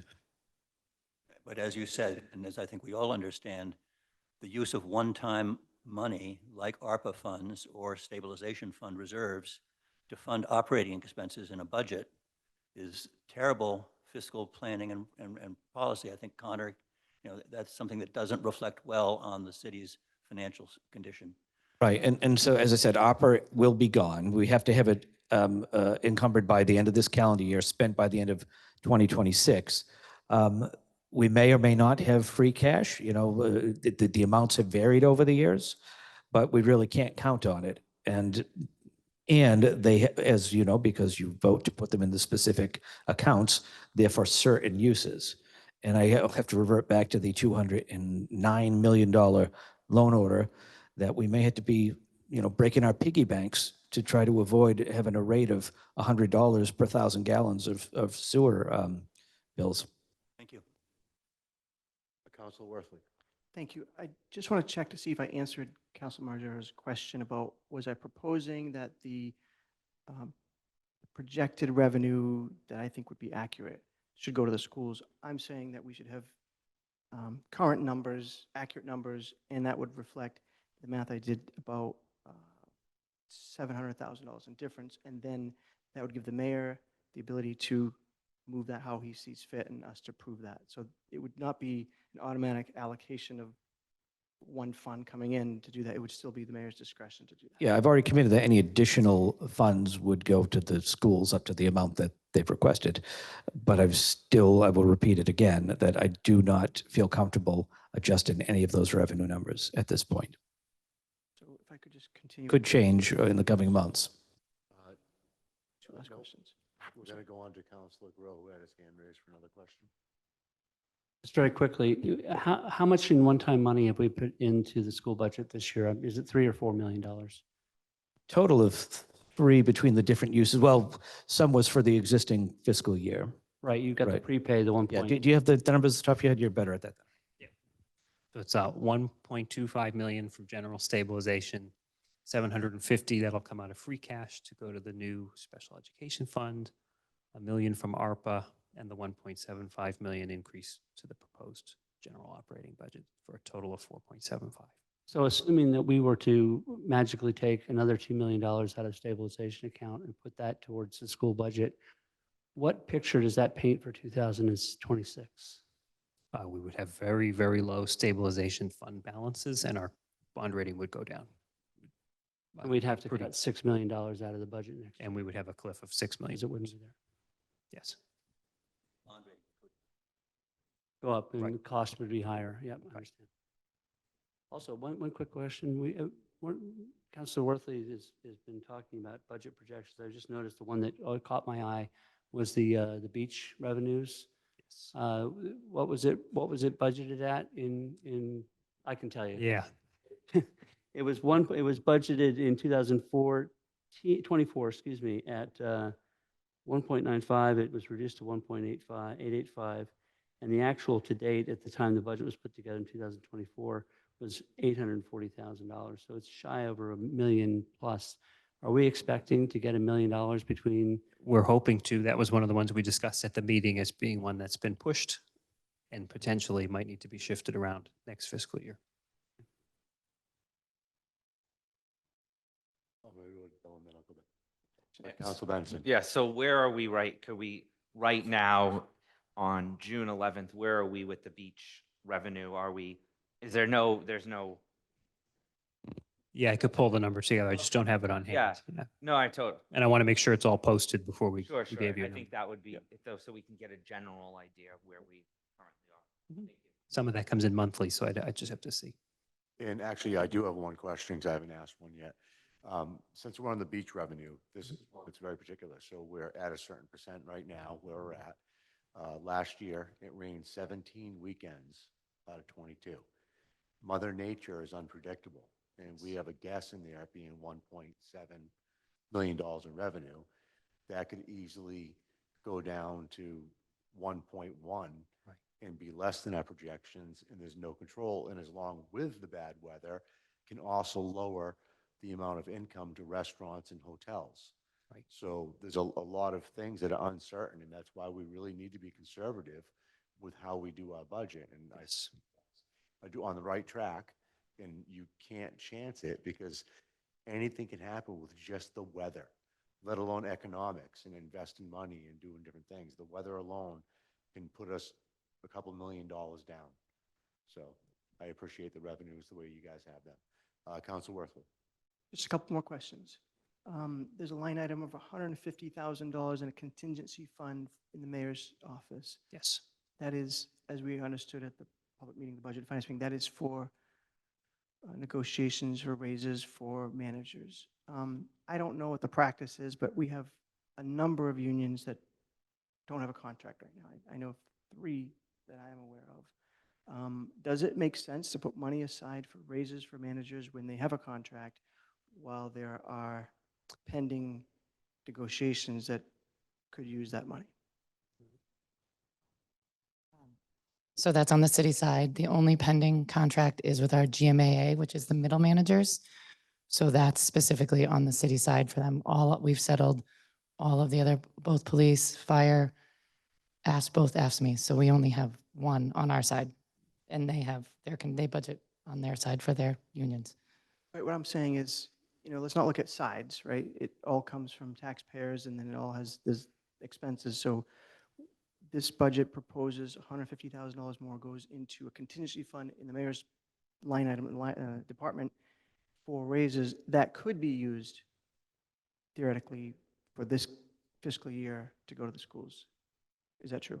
We are negotiating a budget or a contract that starts July 1. So in a budget that starts to July 1, we need to be able to fund that contract. So So we're currently in negotiations with GMAA. Fair. That starts July 1. So we have to have money for July 1 to fund that contract. And that is what's in the mayor's budget. Let me know when you're done. I'll ask the next question. You repeated yourself 3 times. I just wanted to make Point sure. of I order. heard you. I got to say, No, no, Mr. no. President. What's the Robert's Rules? The of Order? amount of rudeness that comes out of Councilor Worthley's mouth when people are Rudeness? trying to answer questions is offensive to me.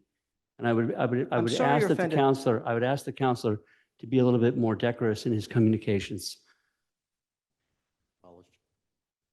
I don't know what Robert Rule of Order I violated. I don't think there was any. I think I've always been respectful, and you repeated yourself 3 times, and I said I got it. But I wanted to ask the question simply. The first question I asked, we have contracts that are longer than July 1st that they're expiring. We have contracts from last year that have expired. And so is it the right practice to fund pending contract potential raises when we have contracts that haven't been solved yet, settled yet? What we have budgeted covers what we're contractually required to do to, with the yearly increase, step and track, all that stuff, and the stuff we're negotiating, which is one final union. So when I got here, just before I came into office, Svathi's administration had settled with the fire department. We've did all the ones Jill listed off, patrolmen's, superior officers, 2 ASME unions, one more, and GMA is the outstanding one. So and Kathy can address what the school budget, the school negotiations, not specifically because the negotiations, but as far as what we have to still negotiate there. So we on the city side have money set aside. The schools have money set aside because, we know what we're negotiating. We know what the typical raises are. And that's where we are. I don't know what more I could offer. Excellent. Thank you, Mayor Berger. Is there any other counselors that have any other questions? Okay, not a problem, Councilor Grow. Mr. Mayor, the concept of negotiating in good faith means that you have the ability to compensate the people that you're negotiating with. And in order to do that, you need to stick something in the budget to honor that commitment to a good faith negotiation. Is that roughly correct? I would say if I were negotiating with somebody and they said, by the way, I have no money set aside for it, I'd feel it wasn't very kosher. So I would agree with that. And this isn't the first year it's happened. Every budget, every year has money set aside on the school and the city to fund potential increases. The school department has contingency funds to fund the teachers' contracts and the para contracts, correct? If we were to take those contingency funds, we wouldn't have any money to settle those contracts. That is true. If we were to take anything that we have set aside for potential increases on the city side and we on the schools committee side and put it into the general operating fund, that would be a very ugly scene when we go to sign the contract and say, by the way, we have no money to give you. Well, the mediators would probably have something to say about that at that point. And others. Finally, how challenging is it for you these days to find qualified candidates to come to Gloucester to fill up vacant positions in terms of salary reference? Well, as you know, we lost over the last 6 months, we lost our community development director, 6, maybe a little more, community development director, who had a much better opportunity closer to his home. We lost our star IT director to an opportunity that was almost a third more than we could offer. He even took the 45-minute commute from Gloucester to there. We've been fortunate. We will be announcing a new community development director in the coming days. Thank you. The IT position is posted now. I think we got 5 applications. Harbor Master, we got about a dozen applications.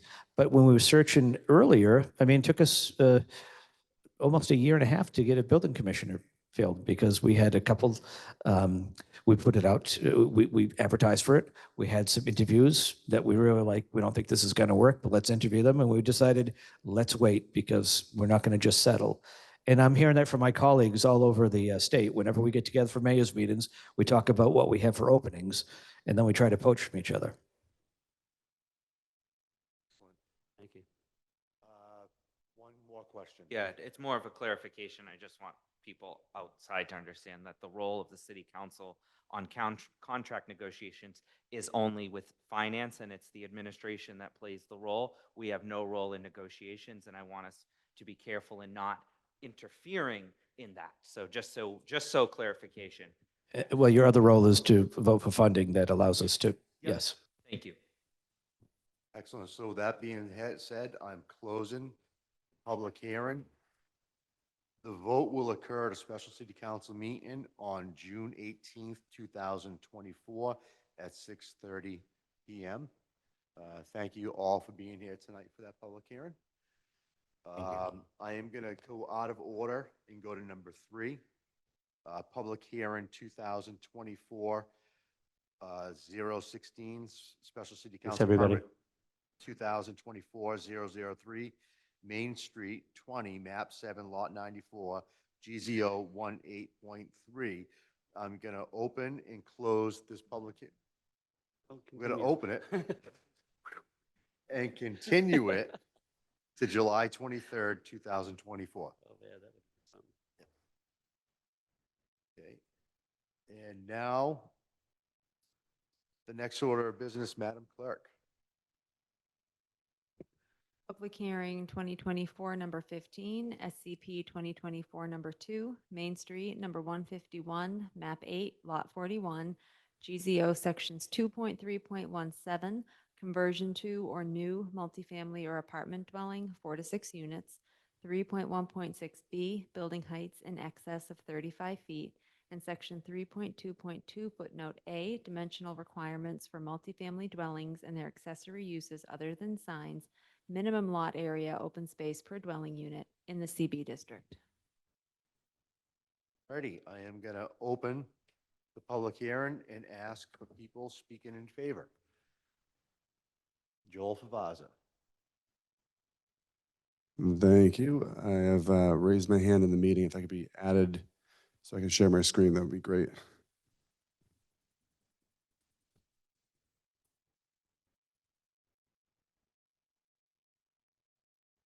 Is it possible to add me as a panelist so I can share my screen?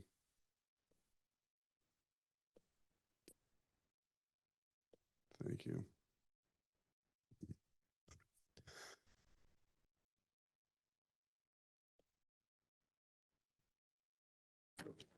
All right. Thank you so much. I have a very long, detailed presentation, but I will share my screen. I will be as expeditious as I can about this so everyone can get home before it's tomorrow. For the record, my name is Joel Favaza. I am an attorney at Seaside Legal Solutions with an address of 123 Main Street in Gloucester. I'm here on behalf of Nick LaDuca, the trustee owner of 151 Main Street. And we are proposing to add 2 floors above the existing single-story structure, which will contain 4 new residential units. We'll retain the 2 existing commercial units on the first street level. This is a change of use permit. The footprint itself of the building is remaining unchanged, aside from a very small conforming deck that's being added to the rear for the 2 rear units.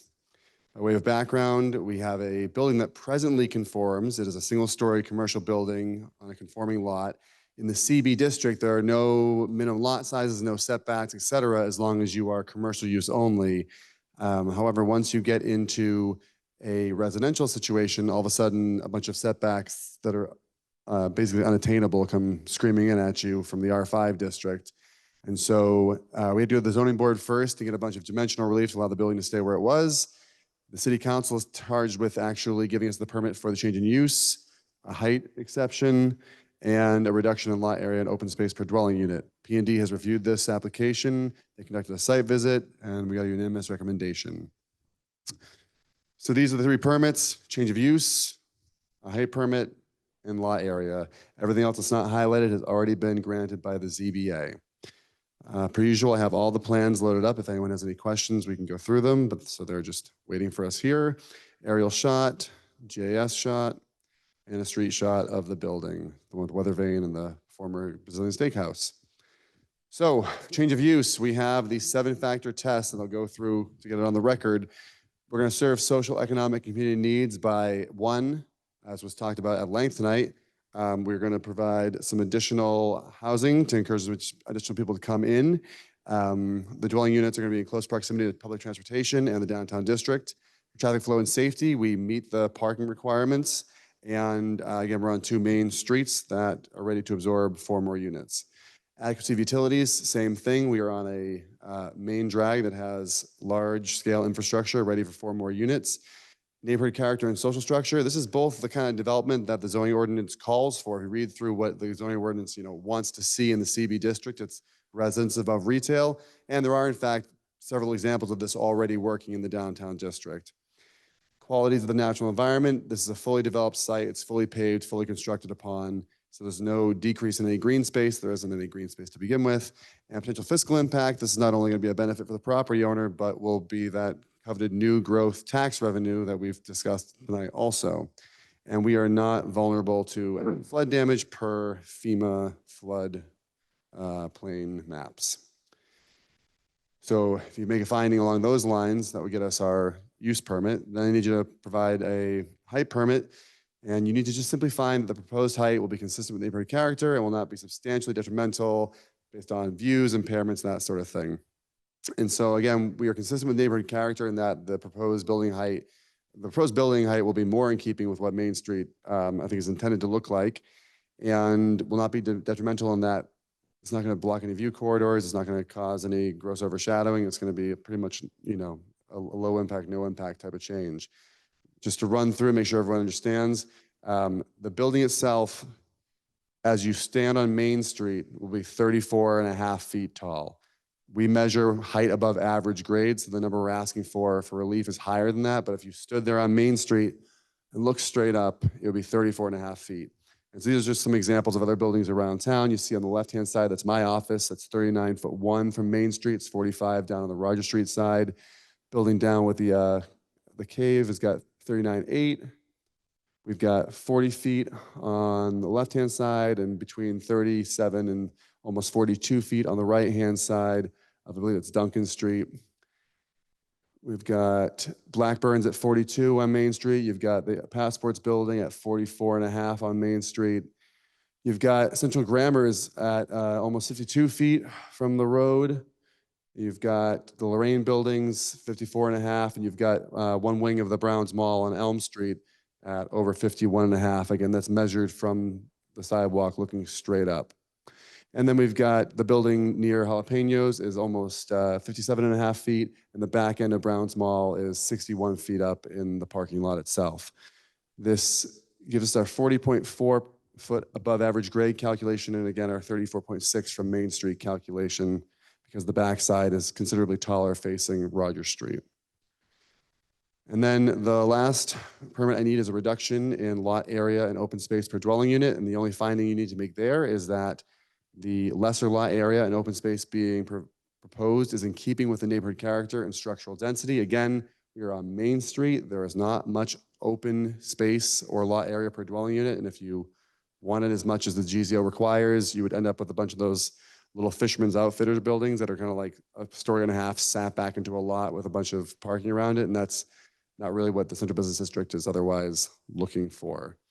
Again, this gives you an overhead shot. I don't see a whole lot of open space per dwelling unit. A lot of these buildings you're looking at have multiple dwelling units in them already, and I don't see any open spaces qualified under the GZO. So I think we are in keeping with the neighborhood character.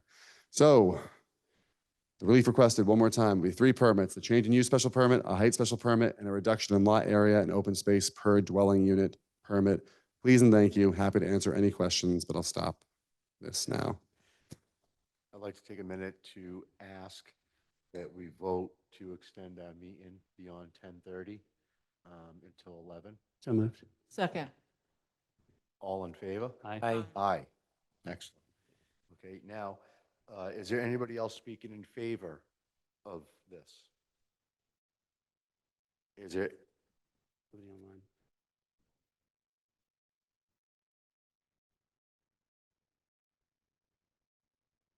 is there anybody speaking in opposition?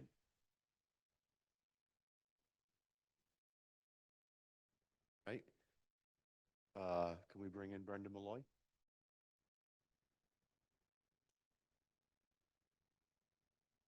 Hello again, Hi, Brenda Brenda. How you doing? Malloy.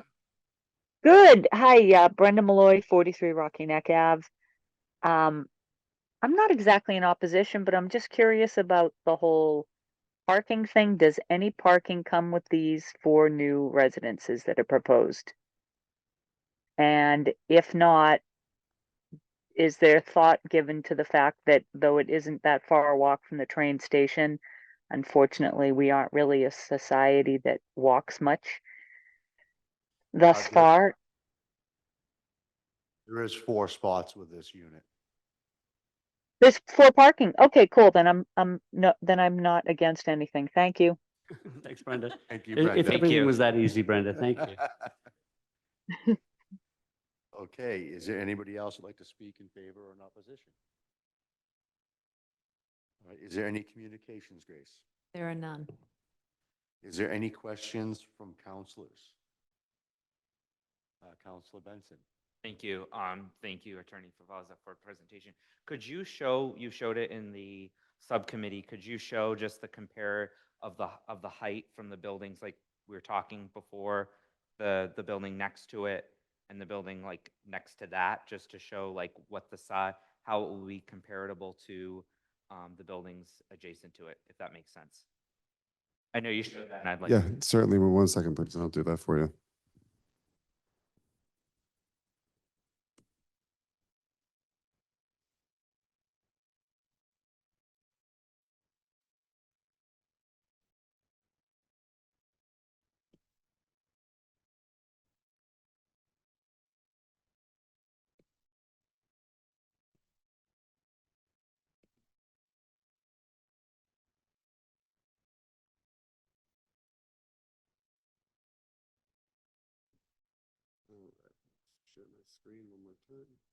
Share my screen one more time. Okay, so this is a Ligul Street view, and we're heading up against traffic toward the property. And so the weather vane, and this is an old street view, has Ohana there still. This is the building we're talking about. And the rough estimation we gave is that the building to the left, the dress code building, is shorter than the resulting building that we expect here. But if you look more at the property that I don't think it's Diva anymore, but the property that's on the other side of Parsons, that's approximately what you'd expect to see height-wise relative to the street would be that building to the right of the old Empire, the current. I'm not sure what's in there right now. Unfortunately, it's late. I'm sorry, guys. But that building to the left of Parsons is approximately what you'd expect to see once things are done. Does that answer the question? That answered my question. Thanks. Thank you. Is there any other questions from the council? Council Memhard? It'd be a good addition to Main Street. These aren't directly related. I just want to clarify if I can. The design shows that you're going to, the developer's going to maintain the historic facade that exists now as sort of an interesting cornice and all the rest of that. Yeah, so we expect that up to the first row of kind of decorative facade will remain as it is. You are going to lose some of the decorative cornice above that as the second, because basically it's an oversized facade right now, and the second floor will actually sit down into it, so you'll lose some of it, but it's not going to drastically alter the face of it. Thank you. Second question, are you aware if there's been any provision during the construction to maintain the existing long-term tenant on the bottom there?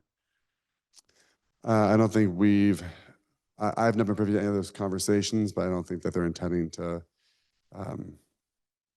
disrupt more than they need to. You'll notice that a lot of the interior renovation on the lower level is actually on the other vacant unit. That's where the main vestibule's going in, that sort of stuff. Thank you.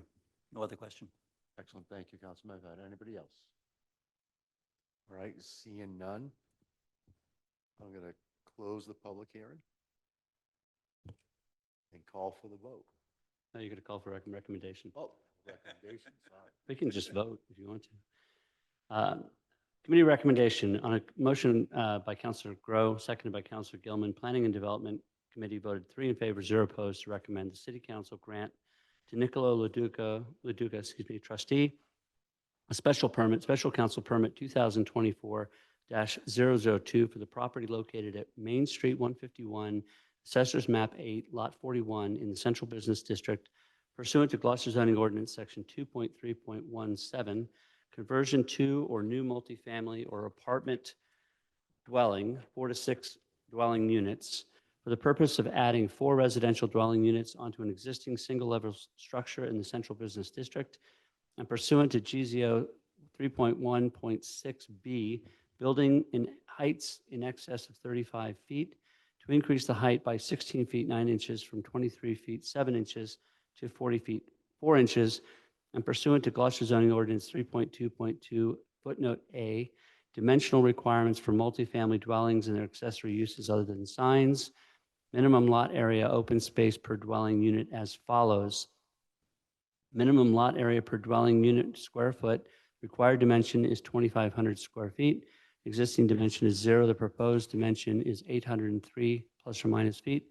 Granted relief of 1,697 feet plus or minus. A minimum open space dwelling unit per square feet, a 1,250 square foot required dimension with an existing 0 dimension, a proposed dimension of 0, granted relief of 1,250 plus or minus square feet per unit. And this permit is made on the basis of plans and elevations dated March 13th, 2024, entitled Plan to Accompany City Council Special Permit Application and Proposed Floor Plans and Elevations submitted to the City Clerk on April 17th, 2024. Subject to new information and/or debate that results from the public hearing, this special permit is deemed to be in harmony with the intent and purpose of the zoning ordinance, and I so move. Second. Excellent. Right.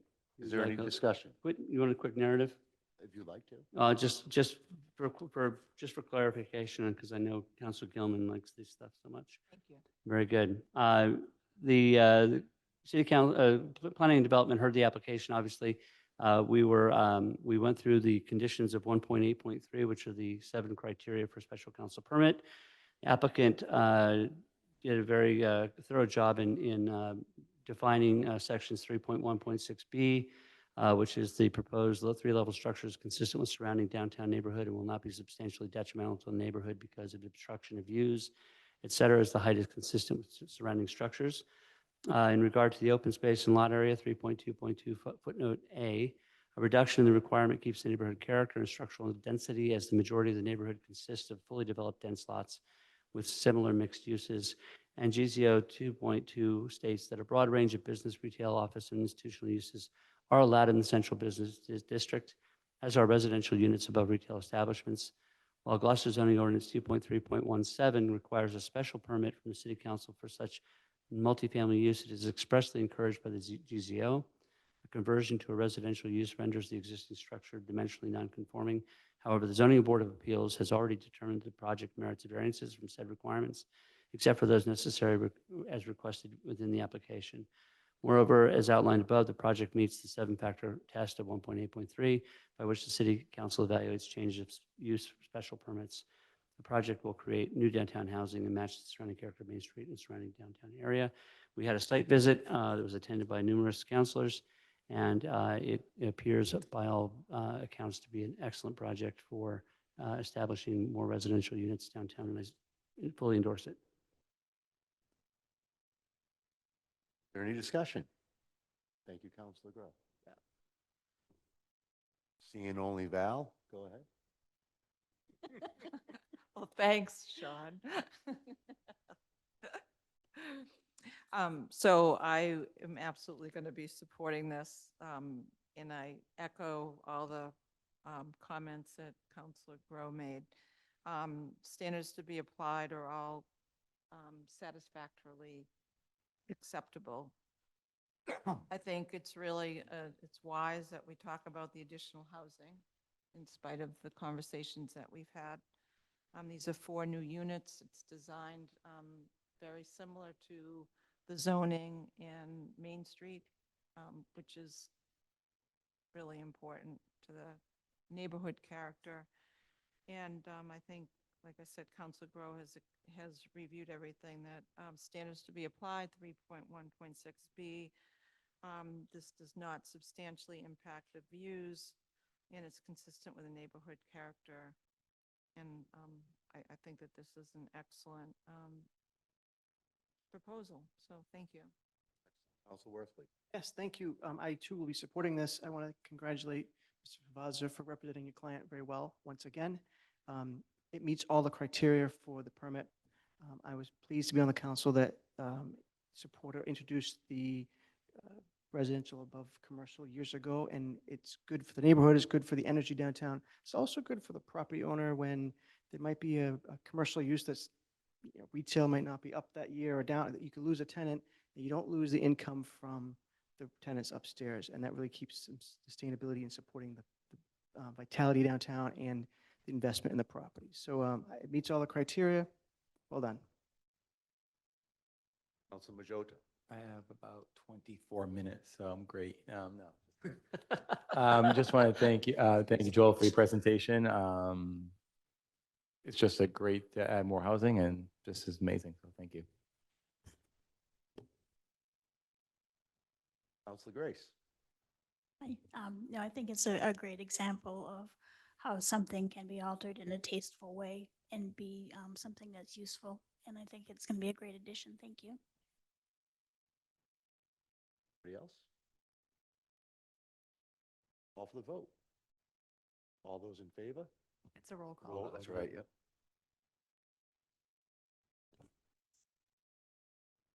Councilor Grow. Aye. Councilor Majota.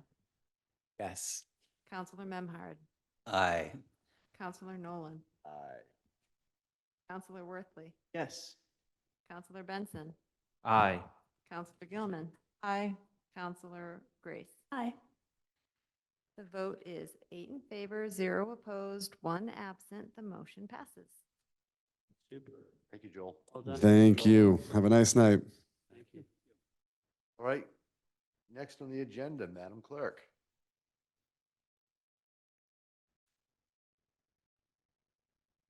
Councilors' request to the mayor. And we'll start by roll. I'm good. Thank you. Next. No request, just a comment. Just like to thank everyone that participated in today's city council meeting. Next. Nothing for the mayor. Thank you. I have nothing to report tonight. Thank you. Next. Me. I have a very quick request, but I'm going to defer to Councilor Benson for a moment. I got a message right before the meeting, someone asking me for putting a request for a speed limit sign, not changing a speed limit on Pine Street near the fire station. And I said I would check with you, but I also haven't had the chance to do that. So I just want to throw that out there as a request, not a change, but a sign request. So if you're okay with it. You got the request. You can. No, but I just want to make sure you're okay. I'm with- okay with that. Okay. It's reasonable and Thank you. understanding. So Request for a Yep. speed limit sign on Pine Street. Again, not changing the speed limit, just a sign. And I just want to thank all the city staff that pulled together, well, really the awards night on Friday night, the Fireman's Memorial on Sunday morning, and graduation on Sunday afternoon. It was well attended. And obviously, it was an important milestone for a lot of people this weekend. That's it. Excellent. Thank you. Anybody else? So I'd like to make a motion to adjourn. Councilor Benson. I have 2 things. I'll first remind folks that we will be having the farmers market at Burnham's Field starting next Wednesday, Juneteenth. Folks come out to that. And the other thing is I want to thank all of the residents who came from Ledgemont and Green Street speaking about the issue there. I've spoken to them on many occasions. Hopefully we can find some sort of workable solution to allowing access there. So I request the mayor to take those those concerns into consideration and let's find something that we can work around. Thank you. Excellent. I'm going to make 2 the next time. The goal. So I'd like to make a motion to adjourn. So moved, seconded. Second. All in favor? Aye. Aye. Everybody, have a great night. Thank you all for coming.